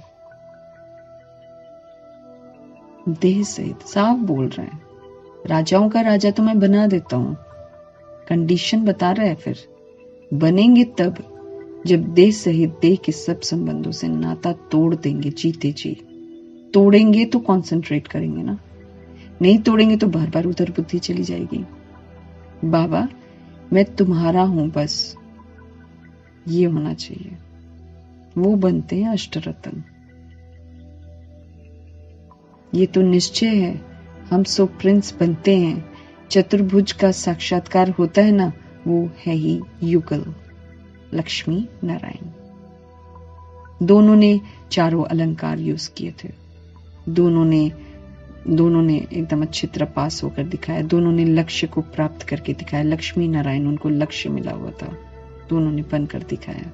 तो उनको फिर कंबाइंड फॉर्म में चतुर्भुज उनका थ्रोन का साइन बन जाता है, उनके तख्त की निशानी बन जाती है। वो है ही युगल। चित्रों में ब्रह्मा को 10-20 भुजाएं दिखाते हैं। काली को कितनी भुजाएं दी हैं, इतनी बाहों वाली चीज तो होती नहीं है। भगवान कहते हैं ये सब अस्त्र और शस्त्र हैं जिन्हें वो यूज करते हैं अपने लाइफ में। भगवान बता रहे हैं आज, हाँ, भुजाएं अपने आप को परफेक्ट बनाने के लिए जो ज्ञान की धारणा वो लोग करते हैं, उसको इस रूप से दर्शाया गया है। अब वो जो धारणाएं हैं, वो जो शक्तियां हैं, वो जो गुण है जो उन्होंने यूज करे, उसको दिखा नहीं सकते ना, फिर सूक्ष्म होते ना वो आत्मा के अंदर में, उसको दिखाएं कैसे। इसीलिए ड्रामा में ऐसे ऐसे यादगार बन गए। काली है तो माना आत्मा जो है वो गलत मार्ग पर चलकर काली हो जाती है। अब आत्मा कैसे दिखाएं, इसलिए काली माता बना दी। हाँ, फिर हाथ पाथ जो भी हैं, भुजाएं जो हैं, वो जो खून वून जो भी दिखाते हैं, वो जो उनके सिर दिखाते हैं, वो तो फिर इस बात का सूचक होता है ना कि कितना सारा 63 जन्मों का जो देह अभिमान है ना, जिसमें हम उल्टे कर्मा कर जाते हैं ना, उसको फिर वो विकारों पर जीत प्राप्त करती है काली, रियलाइज करती है। जैसे शंकर पर पैर रखा है ना, एक बार शिव से जैसे आत्मा की मुलाकात हो गई तो रियलाइज हो गया एकदम से, अरे हम क्या कर रहे हैं, ये हम कौन थे और क्या कर।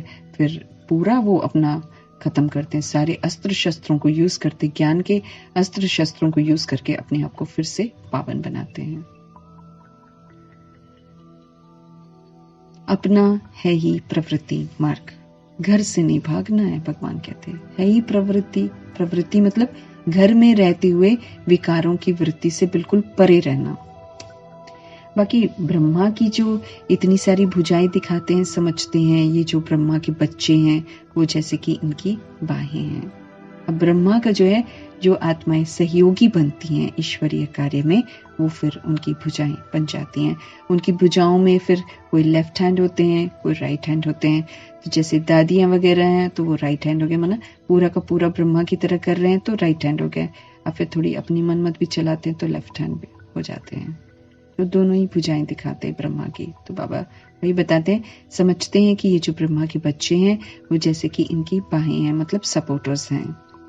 बाकी ये काली आदि कुछ नहीं है। वैसे बाबा कहते हैं ऐसा नहीं है कि मातेश्वरी की आत्मा कुछ ऐसा मतलब स्वरूप बन जाता, नहीं, वो ऐसा कुछ है नहीं है। जैसे कृष्ण को काला कर दिया, वैसे काली का भी चित्र काला कर दिया है। ये जगदम्बा भी ब्राह्मणी है। जब तक जगत अम्बा है तब तक मातेश्वरी ब्राह्मणी है, साधारण है एकदम, है ना, ब्राह्मणी है। हम अपने को भगवान अथवा अवतार नहीं कहते हैं। बाबा कहते हैं सिर्फ माँ में कम याद करो, वास्तव में सब शिव कुमार हैं, सालिग्राम। फिर मनुष्य तन में आने से तुम ब्रह्मा कुमार ब्रह्मा कुमारी कहलाते हो। ब्रह्मा कुमार कुमारियां फिर जाकर विष्णु कुमार कुमारियां बनेंगी। बाप क्रिएट करते हैं, फिर पालना भी उनको करनी पड़ती है। ऐसे डियरेस्ट डैड के तुम वारिस हो। हमारा बाबा, हम उनके वारिस हैं। उनसे तुम सौदा करते हो, ये तो बीच में दलाल है। सौदा हम भगवान से करते हैं। सौदा किस चीज का करते हैं? अपनी बुराइयां देते हैं और उनसे अच्छाइयां ग्रहण करते हैं। तो जो अच्छाइयों को ग्रहण कर लेता है, जो सतुगुणी और सतयुगी बन जाता है, वही फिर भगवान का वारिस बनता है। वारिस वो होते हैं जिन्हें सचखंड का वर्षा मिलता है। 111 का वर्षा जिन्हें मिलता है, वो वारिस आत्माएं होती हैं। ये तो बीच में दलाल है, ब्रह्मा बाप के लिए बोल रहे हैं ना, मीडिएटर हैं। इनके थ्रू फिर हम भगवान को जान पाते हैं और भगवान से सब कुछ ले सकते हैं। बाबा है होली गवर्नमेंट, पवित्र सरकार है भगवान की। वो आए हैं इस गवर्नमेंट को भी पांडव गवर्नमेंट बनाने। जो यहाँ की गवर्नमेंट है उसको भी पांडव गवर्नमेंट बनाते हैं। ये है हमारी ऊंच सर्विस। गवर्नमेंट की प्रजा को हम मनुष्य से देवता बनाते हैं, बाबा की मदद से बनाते हैं। तो हम उन्हों के सर्वेंट है ना, हम तो वर्ल्ड सर्वेंट हैं। हम बाबा के साथ आए हैं सारी दुनिया की सेवा करने, इसलिए हम क्या बन गए? World servant. हम कुछ लेते नहीं हैं, सेवा करते हैं तो फिर हम कुछ लेते नहीं हैं। विनाशी धन महल आदि हम क्या करेंगे? भगवान बोल रहे हैं ना, जो भगवान के बच्चे हैं वो जाकर बोलते हैं, जैसे किसी की सेवा कर रहे हैं ना, वहां पर जाकर गवर्नमेंट की सेवा कर रहे हैं, तो भगवान कहते हैं कि क्या बोलते हैं? विनाशी धन महल आदि क्या करेंगे हम? हमको तो सिर्फ 3 पैर पृथ्वी चाहिए, थोड़ी सी जगह चाहिए बस, जहां पर हम खड़े होकर भगवान का सत्य ज्ञान दे दें। वही फिर मेरे लिए पाठशाला बन जाएगी, वही हॉस्पिटल बन जाएगा, जहां पर आत्मा के दुख रोग जो हैं वो दूर हो जाएंगे। तुम बच्चों को अभी सच्चा ज्ञान मिल रहा है। शास्त्रों के ज्ञान को ज्ञान नहीं कहेंगे। जो शास्त्रों में ज्ञान है उसको नहीं बोलते ज्ञान, वो तो भक्ति है। भगवान कहते हैं ज्ञान माना सदगति, जिससे आत्मा की सदगति हो जाए, आत्मा को स्वर्ग का वर्षा मिल जाए। सदगति माना मुक्ति भी, सदगति माना जीवन मुक्ति भी, और शरीरी अवस्था सतुगुनी भी और सतयुगी अवस्था जीवन मुक्ति भी। जब तक जीवन मुक्त नहीं हुए हैं तब तक मुक्त भी नहीं हो सकते। तो सबसे पहले तो जीवन में मुझे मुक्त होना, माना कोई भी रिश्ते जिसके साथ मैं रहती हूँ उनके प्रभाव लगाव दबाव से मुझे मुक्त हो जाना है। वो कुछ भी करते रहें, उसका प्रभाव मुझ पर पड़ना नहीं चाहिए। तो जब तक जीवन मुक्त नहीं हुए हैं तब तक हम मुक्त भी नहीं हो सकते हैं। हम जीवन मुक्त होते हैं, बाकी सब मुक्त हो जाते हैं। तो जो भगवान की श्रीमत पर चलते हैं, ईश्वरीय पढ़ाई पढ़ते हैं, धारणा करते हैं, उनको जीवन मुक्ति का वर्षा, सत्युग का वर्षा मिलता है। और जो भगवान की पढ़ाई नहीं पढ़ते हैं, भगवान के नहीं बनते हैं, वो फिर मुक्ति में चले जाते हैं। माना एंड में थोड़ा सा याद तो करते, क्योंकि उनको संदेश बाबा भिजवा देता है ना। तो जब मुसीबत आन पड़ती है तो सब भगवान को याद करते हैं, वो फिर याद से उनको मुक्ति मिलती है और वो परम धाम चले जाते हैं। तब तो कहते हैं तुम्हारी गतमत तुम ही जानो, फिर इसमें भी सर्वव्यापी परमात्मा है, ये बात नहीं रहती। अगर ऐसा करते हैं ना कि गतमत जो भगवान की न्यारी है, that means he is different ना, वो बिल्कुल अलग है। फिर भगवान कहते हैं ये सर्वव्यापी की जो बातें करते हैं वो कितनी गलत हो जाती हैं। ये तो कहते हैं कल्प कल्प में अपनी मत से सबकी सदगति करता हूँ। सदगति के साथ फिर गति भी जरूर आ जाती है। तेरे भाने सर्व का भला, कहते हैं ना बाबा। तो जो भगवान के बच्चे हैं जब अपनी सदगति कर लेते हैं, पवित्र बन जाते हैं, तो दूसरी आत्माओं पर भी प्रभाव पड़ता है, वो भी फिर पवित्र एंड में बन जाते हैं, उनका भी भला हो जाता है। क्योंकि जो सदगति जिनकी हो जाती है उनका भला हो जाता है, वो संपूर्ण पवित्र हो जाते हैं, तो उनके लिए पवित्र सृष्टि बनती है। अब चूंकि उनकी पवित्र सृष्टि बनती है तो ये जो अपवित्र है विनाश हो जाती है, अपवित्र विनाश हो जाती है, तो फिर सारी आत्मा यहाँ से मुक्त हो जाती है। तो तेरे भाने सर्व का भला हो जाता है। सदगति के साथ गति आ ही जाती है। नई दुनिया में रहते ही बड़े थोड़े हैं। आगे हम कहते थे घट ही में सूर्य है, घट ही में चांद है, घट ही में 9 लाख तारे, ऐसा बोलते थे। घट में सूर्य इस समय है, घट में शिव है जिसका ही इतना विस्तार है। फिर घट में मम्मा बाबा आ जाते हैं चांद, हाँ, और फिर लकी स्टार्स। चंद्रमा तो एक्चुअली ब्रह्मा के लिए है ना, मतलब वो दिखाते हैं कि ब्रह्मा की अवस्था जो है वह कैसे संपूर्ण बनती है और फिर कैसे अमावस भी आ जाती है। तो चंद्रमा जैसे ना हर उसका फॉर्म चेंज होता रहता है ना, तो इसलिए वो जन्म मरण के चक्र में आते हैं, तो उसको उसी तरीके से दर्शाकर फिर उनको चंद्रमा बोल दिया जाता है। और भगवान तो सदैव ही सूर्य हैं, ज्ञान सूर्य हैं, इसलिए उनको वैसे हमेशा ही एक स्वरूप में दिखाते हैं। विवेक भी कहता है, समझ कहती है, सतयुग में जरूर थोड़ी संख्या होनी चाहिए, पीछे फिर वृद्धि होती है। ये सब समझने की बातें हैं। जो जितना प्योर होगा उतना धारणा होगी। पवित्रता मेन है। मन वचन कर्म की पवित्रता जितनी होती चली जाएगी उतना बाबा कहते धारणा भी होती जाएगी। इम्प्योरिटी से धारणा कम होती। जब तक अपवित्रता है किसी न किसी रूप से, तब तक भगवान कहते हैं कि धारणा में कमी रहती है। प्योरिटी फर्स्ट है। क्रोध का भी भूत रह जाता है तो माया से फिर वो हार खा लेते हैं। ये युद्ध का मैदान है ना। उस्ताद को पूरा हाथ देना है। उस्ताद को पूरा हाथ देना मतलब वायदा कर देना, फिर उस्ताद के अनुसार चलना, वो हाथ देना होता है। तो उस्ताद को पूरा हाथ देना, थोड़ा सा पीछे नहीं रखना है। अगर थोड़ी भी त्रुटि रखेंगे, पूरा हाथ देना मतलब फिर जो भगवान कहते हैं उसी को करना, जो भगवान मना करते हैं उसको फिर यूज नहीं करना, वो होता पूरा हाथ देना। नहीं तो बाबा कहते हैं माया बड़ी प्रबल है। अगर थोड़ा सा भी हाथ ढीला रहा तो जिनका हाथ में हाथ है उनके लिए ही बरसात है। माना जो बाबा के साथ है ना, श्रीमत रूपी हाथ, भगवान का स्थूल हाथ तो है नहीं, लेकिन उनकी श्रीमत रूपी हाथ में अगर मेरा हाथ है, माना मैं आत्मा श्रीमत के प्रमाण चल रही हूँ, तो उनके लिए फिर ज्ञान की निरंतर बरसात होती है। जैसे बाबा साक्षी होकर पाठ भी बजाते हैं और देखते भी हैं। ये तो समझ सकते हो कि माँ बाप और लकी स्टार्स जो अनन्य हैं उनको ही फॉलो करना है। तो बाबा क्या करता है, बच्चे तो तरह तरह का पाठ बजा रहे हैं इस समय। सब थोड़ी कहना मान रहे, कोई मान रहा है, कोई नहीं मान रहा है, कोई धारणा कर रहा है, कोई नहीं कर रहा है। लेकिन भगवान क्या करते हैं, भगवान बिना प्रभाव में आए, मतलब किसी से प्रभावित तो भगवान कभी होते नहीं है, लेकिन साक्षी होकर पाठ बजाते हैं। अपना कार्य करे जा रहे हैं, मुरली पढ़ाए जा रहे हैं, समझाए जा रहे हैं, और साक्षी होकर देखते रहते हैं सबको, कौन क्या कर रहा है, देखते हैं सब कुछ। ये तो समझ सकते हो कि माँ बाप और लकी स्टार्स जो अनन्य है ना, अष्टरत्न जो है अनन्य है। अनन्य मतलब औरों से बिल्कुल अलग श्रीमत पर चलने वाले, उनको ही फॉलो करना है, बाकी किसी को मुझे नहीं देखना ना। ब्रह्मा को ही देख लो ना, Brahma is more than enough, है ना। ब्रह्मा की लाइफ को देख लो, बस ब्रह्मा को फॉलो करते जो परफेक्ट फिगर है। तो ये तो समझाया है, मुरली पढ़ना कभी नहीं छोड़ना, है ना। मैंने अनन्य भी जो दादियां हैं उनकी क्लासेस सुनो तो बड़ी सारी शिक्षाएं मिलती हैं, क्योंकि उन्होंने बहुत गहराई से पढ़ा हुआ है सब कुछ, और गहराई से पढ़कर धारण किया हुआ है। किस बार पढ़कर अच्छी तरह घोटा हुआ है, समझा हुआ है, तो फिर जरूर उन आत्माओं को देख सकते हैं। वो हमारे सामने अच्छे फिगर्स हैं। ये तो समझाया हुआ है कि मुरली पढ़ना कभी नहीं छोड़ना। अच्छा, मीठे मीठे सिकिलते बच्चों प्रति माता पिता बाप दादा का याद प्यार और गुड मॉर्निंग। रूहानी बाप की रूहानी बच्चों को नमस्ते।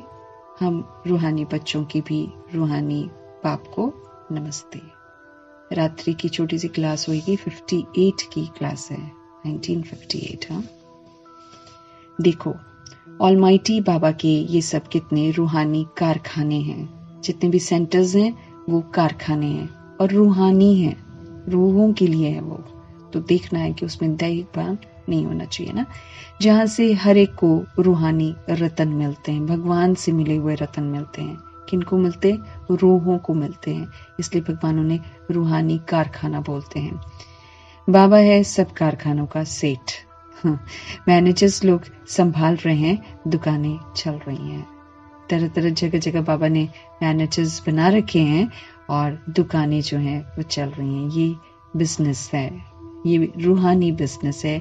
रूह को फ्री में सब कुछ यहाँ पर मिलता है। दुकान कहो, इसको हॉस्टल कहो, ये तुम ब्राह्मणों की फैमिली भी है। तुम्हें अपना जीवन बनाना है एजुकेशन से। एजुकेशन से ही जीवन बनेगा। तो भगवान कहते हैं इसमें रूहानी और जिस्मानी दोनों इकट्ठा है, दोनों बेहद का है, और वो है रूहानी जिस्मानी दोनों हद के, है ना। जिस्मानी मतलब हम शरीर में हैं, रूह को पढ़ाया जा रहा है लेकिन शरीर में है। तो ये रूहानी एजुकेशन लेने के लिए सारे इकट्ठे होते हैं ना। तो इसमें रूहानी और जिस्मानी दोनों इकट्ठा है, दोनों बेहद में है फिर। और वो जो दुनिया वाला है वो रूहानी जिस्मानी दोनों हद के हैं। गुरु लोग जो भी शास्त्रों आदि की रूहानी शिक्षा देते हैं वो सब है हद की शिक्षा, लिमिटेड है, वो भगवान की दी हुई नहीं है, वो मनुष्यों के द्वारा बनाई हुई है। हम किसी मनुष्य को गुरु नहीं मानते हैं, हमारा तो सिर्फ एक सतगुरु है जो एक ही रथ में आते हैं ब्रह्मा में। घड़ी घड़ी उनको याद करेंगे तभी तो हमारे विक्रम विनाश होंगे, नहीं तो पाप कर्म विनाश कैसे होंगे। तुमको धन उस ग्रैंडफादर से मिलता है, इसलिए उनको याद करना है। परमात्मा से मिलता है, ब्रह्मा भी तो उन्हीं से लेते हैं, तो वो मेरे ग्रैंडफादर के रोल में आ जाते हैं, इसलिए उनको याद। विक्रम विनाश होंगे इसलिए उनको याद करना है, उनसे वर्षा लेना है इसलिए उनको याद करना है। कोई भी कर्म ऐसा नहीं करना है मुझे जिससे मेरा पाप कर्म बन जाए। सतयुग में कर्म अकर्म होते हैं, माना किसी का किसी के साथ कोई हिसाब किताब नहीं बनता है, क्योंकि यहाँ से कमा कर ले जाते हैं। यहाँ कर्म जो है विक्रम हो जाते हैं क्योंकि 5 भूत हैं, है ना। देह भान आया, देह भान के साथ 5 भूत आए, 5 भूत उल्टा कर्म कराते हैं। तो यहाँ कर्म क्या है, फिर विक्रम बन जाता है। हम बिल्कुल सेफ हैं। बाबा कहते हैं विकार दान में दे दो, फिर अगर वापस लिया तो फिर आपका नुकसान हो जाएगा। पहले तो दान दे दो, वो भी चेक करना है कि भगवान को पूरा दान दिया है कि नहीं। फिर एक बार जब विकार का दान दे देते हैं तो भगवान कहते फिर वापस नहीं लेना, मतलब फिर उसको यूज नहीं करना। करोगे तो फिर नुकसान हो जाएगा। ऐसे मत समझना छिपा कर करेंगे तो पता थोड़ी पड़ेगा ना, निराकार है ना भगवान। और ब्रह्मा भी अव्यक्त हो गए तो कई लोग सोचते कौन देखता है, जो नहीं समझते हैं वो ऐसा सोच लेते हैं ना, गुनाह कर लेते हैं, क्या पता पड़ेगा। भगवान स्पष्ट कर रहे हैं ऐसे मत समझना कि छिपा कर करेंगे तो पता थोड़ी पड़ेगा। धर्मराज को तो पता पड़ेगा ना। इस समय ही धर्मराज क्या है, धर्मराज हमारे ही किए हुए कर्मा है, हमारे सामने आते हैं, वो धर्मराज बन जाते हैं। मुझे तो स्मृतियां दिलाई जाती है ना, एक्चुअली तो स्मृतियां दिलाता है, फिर उस समय वो संपूर्ण ब्रह्मा जो है वो दिखाई देते हैं, वो धर्मराज। हाँ, और फिर जब वो दिखाई देते तो सारे अगला पिछला दिखाई देता है। तो धर्मराज को तो पता पड़ेगा ना। इस समय ही बाबा को अंतर्यामी कहा जाता है। हम आत्माओं का अंतर देख लेते हैं, हम क्या कर रहे हैं। हर एक बच्चे का रजिस्टर भगवान देख सकते हैं। इस समय हम बच्चों के अंदर को जानने वाला है, इसलिए छिपाना तो बिल्कुल नहीं चाहिए। ऐसे भी चिट्ठी लिखते हैं कि बाबा हमारे से भूल हुई है, माफ करना। धर्मराज की दरबार में सजा नहीं देना, ऐसा बोलते हैं। जैसे कि डायरेक्ट शिव बाबा को लिखते हैं, बाबा के नाम पर इस पोस्ट बॉक्स में चिट्ठी डाल देते हैं। भूल बताने से आधी सजा कम हो जाएगी, रियलाइजेशन। अब ये नहीं कि हम भूलें करते रहे और आधी होगी, फिर आधी तो 100 गुना दंड है, इसलिए भूल ही नहीं करनी है। तो बाप दादा बोलते हैं कि भूल बताने से आधी सजा कम हो जाएगी। यहाँ प्योरिटी बहुत चाहिए, सर्व गुणों से संपन्न, 16 कला संपूर्ण यहाँ ही बनना है। रिहर्सल यहाँ होगी, फिर वहां प्रैक्टिकल पाठ बजाना है। सारी चीजों की धारणाएं जो हैं, जब हम प्रैक्टिकल में करके यहाँ पर पाठ बजाते हैं तो वो मेरी रिहर्सल हो रही होती है, और फिर वहां प्रैक्टिकल में हम वैसा पाठ बजाएंगे। संपूर्ण निर्विकारी का, सर्वगुण संपन्न का प्रैक्टिकल वहां पे पाठ बजाए, लेकिन यहाँ पर रिहर्सल होती है। अपनी जांच करनी है, कोई विक्रम तो नहीं करते हम, अपने आप को चेक करना है कि कहीं हम कोई गलत कर्मा तो नहीं करते हैं, कोई विक्रम तो नहीं करते हैं। संकल्प तो बहुत आएंगे, मीठे बाबा कहते हैं माया बड़े परीक्षा लेगी, लेकिन डरना मत। ये भी सावधान कर देता है बाबा ना कि माया परीक्षा बहुत लेगी। उल्टे सीधे संकल्प भी आएंगे, लेकिन मीठे बाबा कहते हैं डरना मत, उसको कर्म में मत लाना, बस बहुत नुकसान होंगे बाबा कहते हैं। क्या क्या होएगा ना, बता रहे हैं। बहुत नुकसान होंगे, धंधा नहीं चलेगा, टांग टूट जाएगी, बीमार हो पड़ेंगे, कुछ भी हो जाए, बाबा का हाथ नहीं छोड़ना है बस। परीक्षाएं तो होंगी ना, हाथ नहीं छोड़ना है, श्रीमत रूपी हाथ नहीं छोड़ना है।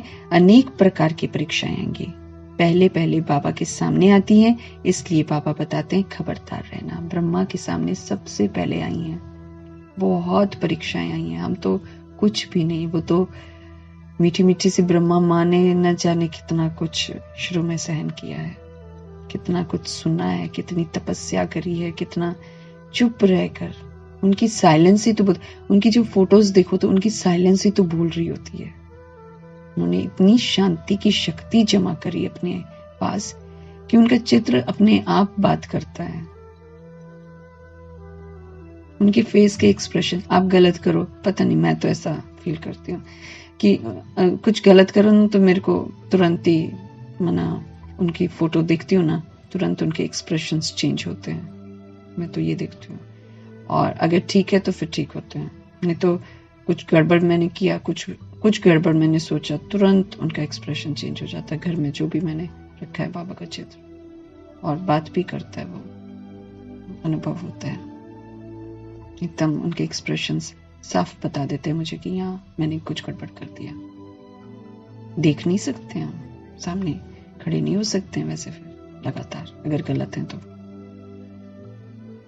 तो परीक्षाएं आएंगी। पहले पहले बाबा के सामने आती हैं, प्रजापिता ब्रह्मा के सामने आती हैं, फिर प्रजापिता ब्रह्मा जो हैं वो फिर हम आत्माओं को बताते, बच्चे खबरदार रहना, खबरदार रहना, पहलवान बनना है, हार नहीं खानी है, एंड मोमेंट तक भगवान को नहीं छोड़ना। बस ऐसा नहीं कि दूसरा सहारा मैं ले लूं, दूसरा सहारा नहीं लेना मुझे। देखो भारत में जितनी सबको छुट्टियां मिलती हैं, इतनी और कहां नहीं मिलती हैं, परंतु यहाँ हमको 1 सेकंड की भी छुट्टी नहीं मिलती है, क्योंकि बाबा कहते हैं श्वासोश्वास याद में रहो। ये छुट्टी नहीं करते थे शुरू में ब्रह्मा बाबा, टाइम नहीं वेस्ट किया उन आत्माओं ने भी। ये नहीं कि आराम कर लें हम, दिन भर चलती थी सेवा, और रात को भी कितने बजे सो जाते थे। दादियां बताती हैं कि 10:30 देखो तो लाइट ऑन हो रही होती थी, बाबा लगा हुआ था, कुछ न कुछ लिख रहे होते थे, और 2 बजे देखो तो फिर लाइट ऑन हो रही होती थी। तो निद्रा जीत बने थे, निद्रा जीत। सोने का टाइम नहीं है ना, तो भगवान कहते हैं भारत में देखो बड़े सारे हॉलीडेज और फेस्टिवल्स और पता नहीं क्या क्या होता है ना, तो छुट्टियां बहुत सारी होती हैं, लेकिन भगवान की जो यूनिवर्सिटी है इसमें 1 सेकंड की भी छुट्टी नहीं मिलती है, क्योंकि बाबा तो कहते हैं श्वासोश्वास याद में रहो, माना याद में है, I am on duty, I am on godly service. श्वास जब हम याद में रहेंगे तो सोचो कितनी सेवा हो जाएगी चारों तरफ।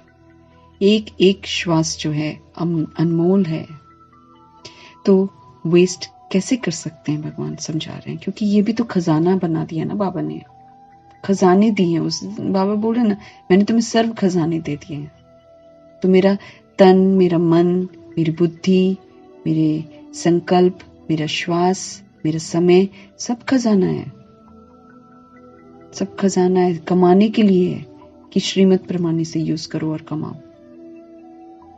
तो इसलिए बाबा पूछते हैं कि तो वेस्ट कैसे कर सकते हो? बाबा कहते हैं जब तुम्हारा श्वास भी खजाना है, उससे भी तुम सतयुगी कमाई कर रहे हो, तुम वेस्ट कैसे कर सकते हो? जो वेस्ट करते हैं वो फिर मर्तबा भ्रष्ट करते हैं। इस जन्म का एक एक श्वास समझते रहे, एक एक जो ब्रेथ हम लेते हैं, श्वास जो है मोस्ट वैल्यूएबल है, इसे याद में सफल करना है, कमाई हो जाएगी। रात दिन बाबा की सर्विस में रहना चाहिए। तुम ऑलमाइटी बाबा के ऊपर आशिक हो या उनके रथ पर, या दोनों पर, जरूर दोनों का आशिक होना पड़े ना, क्योंकि कर्मा में तो मुझे ब्रह्मा को देखना है।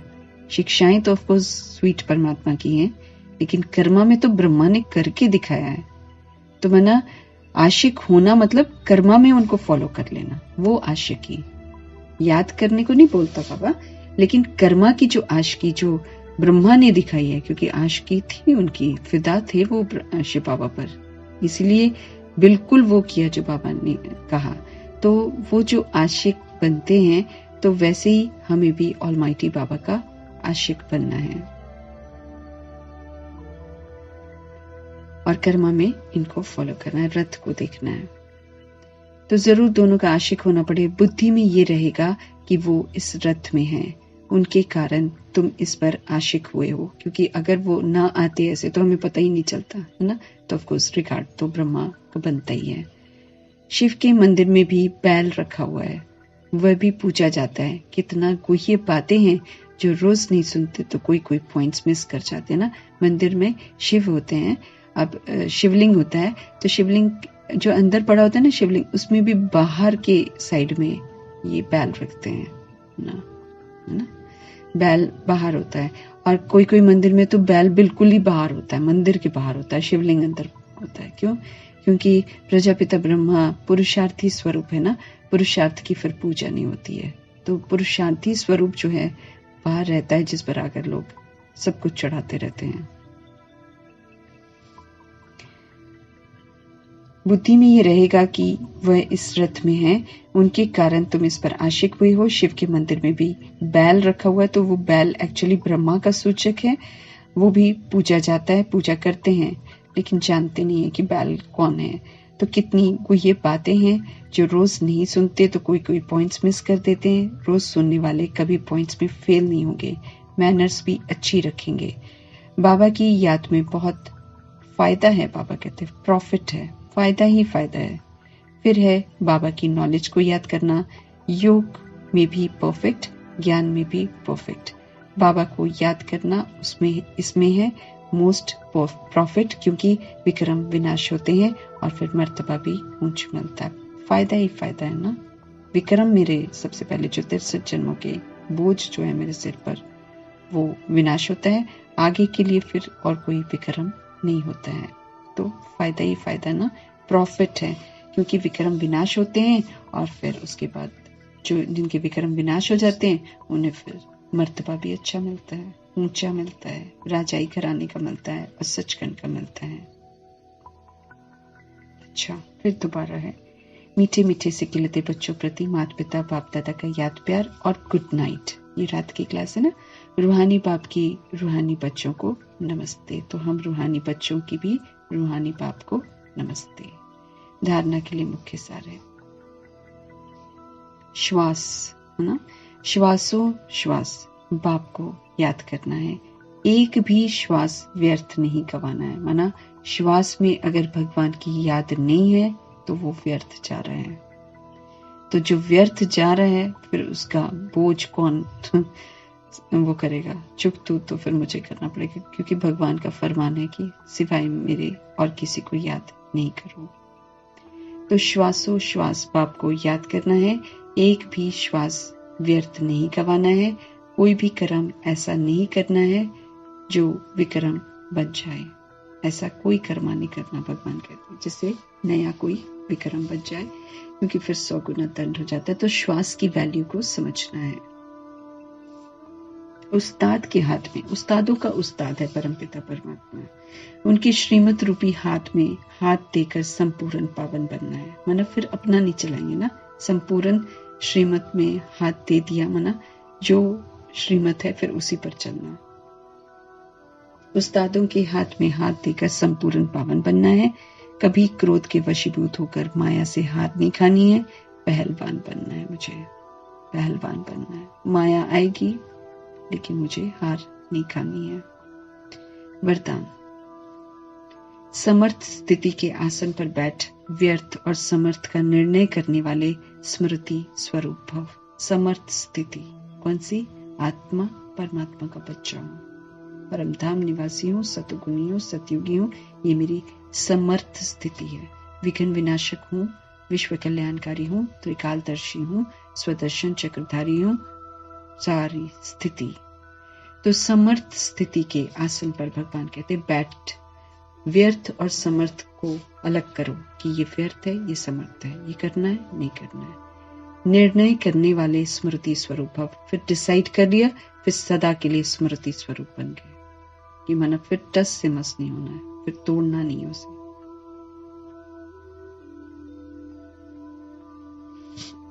स्मृति स्वरूप भव। तो इस ज्ञान का इसेंस है स्मृति स्वरूप बनना। ज्ञान विस्तार है, हम पढ़ रहे हैं, मुरली विस्तार है, लेकिन अल्टीमेटली जो इसका इसेंस है, मतलब सार है, वो है स्मृति स्वरूप बनना, मतलब आत्म अभिमानी बन जाना। हर कार्य करने के पहले इस वरदान के द्वारा समर्थ स्थिति के आसन पर बैठ निर्णय करो कि ये व्यर्थ है या समर्थ है। फिर कर्म में आओ। कर्म करने के बाद फिर चेक करो कि कर्म का आदि मध्य अंत तीनों काल समर्थ रहा। ये समर्थ स्थिति का आसन ही तो हंस आसन है। इसकी विशेषता ही निर्णय शक्ति है। निर्णय शक्ति द्वारा सदा ही मर्यादा पुरुषोत्तम स्थिति में आगे बढ़ते जाएंगे। बाप दादा बोल रहे हैं ज्ञान विस्तार है, लेकिन ज्ञान का जो सार है, इसेंस है, वो है स्मृति स्वरूप बनना, मतलब आत्म अभिमानी। फिर ज्ञान भी मिट जाता है उसमें से। हर कार्य करने के पहले इस वरदान के द्वारा पहले मुझे अपनी स्थिति को समर्थ बनाना है, शक्तिशाली बनाना है। ऐसे आसन पर बैठकर फिर मुझे डिसाइड करना है, निर्णय करना है कि क्या व्यर्थ है और क्या समर्थ है। फिर कर्म में भगवान कहते आओ। कर्म करने के बाद फिर चेक करो कि कर्म का जो शुरुआत थी, कर्म का जो मध्य था, कर्म का जो अंत था, तीनों काल समर्थ रहे, एक्टिव रहे, पावरफुल रहे। ये जो समर्थ स्थिति का आसन ही हंस आसन है। ये समर्थ स्थिति का आसन, पावरफुल स्थिति जो है, इसका जो आसन है, इसको ही हंस आसन कहते हैं। इसकी विशेषता जो होती है वो निर्णय शक्ति होती है। समर्थ स्थिति का आसन जो है हंस आसन है। हंस क्या करेगा? व्यर्थ को तो बिल्कुल हटा देगा, वो यूज ही नहीं करेगा। तो इसकी विशेषता ही ये होती है। हंस क्या करता है? निर्णय करता है ना, जो वो रतन को अलग कर लेता है, पत्थरों को अलग कर देता है। तो फिर उस आसन पर जब हम बैठे हैं, हंस आसन पर, तो बिल्कुल मुझे क्लियर रहेगा कि क्या समर्थ है, शक्तिशाली है, भगवान की देन है, और क्या दैहिक है और फिर वो व्यर्थ है ना। तो उस चीज को जब हम डिसाइड कर लेते हैं तो फिर हम समर्थ को यूज करेंगे ना, हम व्यर्थ को यूज नहीं करेंगे। तो उसकी विशेषता ही निर्णय शक्ति होती है। निर्णय शक्ति द्वारा फिर हम सदा पुरुषोत्तम, मर्यादा पुरुषोत्तम स्थिति में आगे बढ़ते चले जाते। डिसाइड कर लेते ना वेस्ट है तो वेस्ट नहीं करना, उसको साइड हटा देते। तो जो इस विधि से वेस्ट को हटा देते हैं, असत्यता को हटा देते हैं, वो आराम से मर्यादा पुरुषोत्तम स्थिति में आगे बढ़ते जाएंगे। क्योंकि मर्यादा पुरुषोत्तम बनना है ना, तो मर्यादाएं जो हैं वो एक सीमा है जिसके बाहर मुझे कदम नहीं हटाना है, निकालना नहीं है। स्लोगन है अनेक प्रकार के मानसिक रोगों को दूर भगाने का साधन है साइलेंस की शक्ति। मानसिक रोग लग जाते हैं ना, तरह तरह के व्यर्थ जो है वो हमारी बुद्धि में घर कर लेता है, और भी अन्य बातें होती हैं जो मानसिक रोग पैदा कर देती हैं। तो अनेक प्रकार के जो मानसिक रोग इस समय चल रहे हैं, अगर मुझे उनसे दूर रहना है या उनको दूर भगाने का साधन अपनाना है, तो वो है साइलेंस की शक्ति। जितना हम आत्मा इस साइलेंस में रहेंगे, उतना हम आत्मा परमात्मा से कनेक्टेड रहेंगे, और जितना हम कनेक्टेड रहेंगे उतना हम सर्व तरह के रोगों से मुक्त होते जाएंगे। तो अनेक प्रकार के मानसिक रोगों को दूर भगाने का साधन है साइलेंस की शक्ति, और साइलेंस की शक्ति निराकार परमपिता परमात्मा है। अपनी आत्मिक स्मृति में हम रहेंगे, परमात्मा की याद में रहेंगे, तो ये साइलेंस की पावर जो है वो बड़ा मदद करती है। इस पावर से मैं आत्मा अपने जितने भी दुख रोग हैं उनको दूर कर सकती हूँ। अच्छा जी।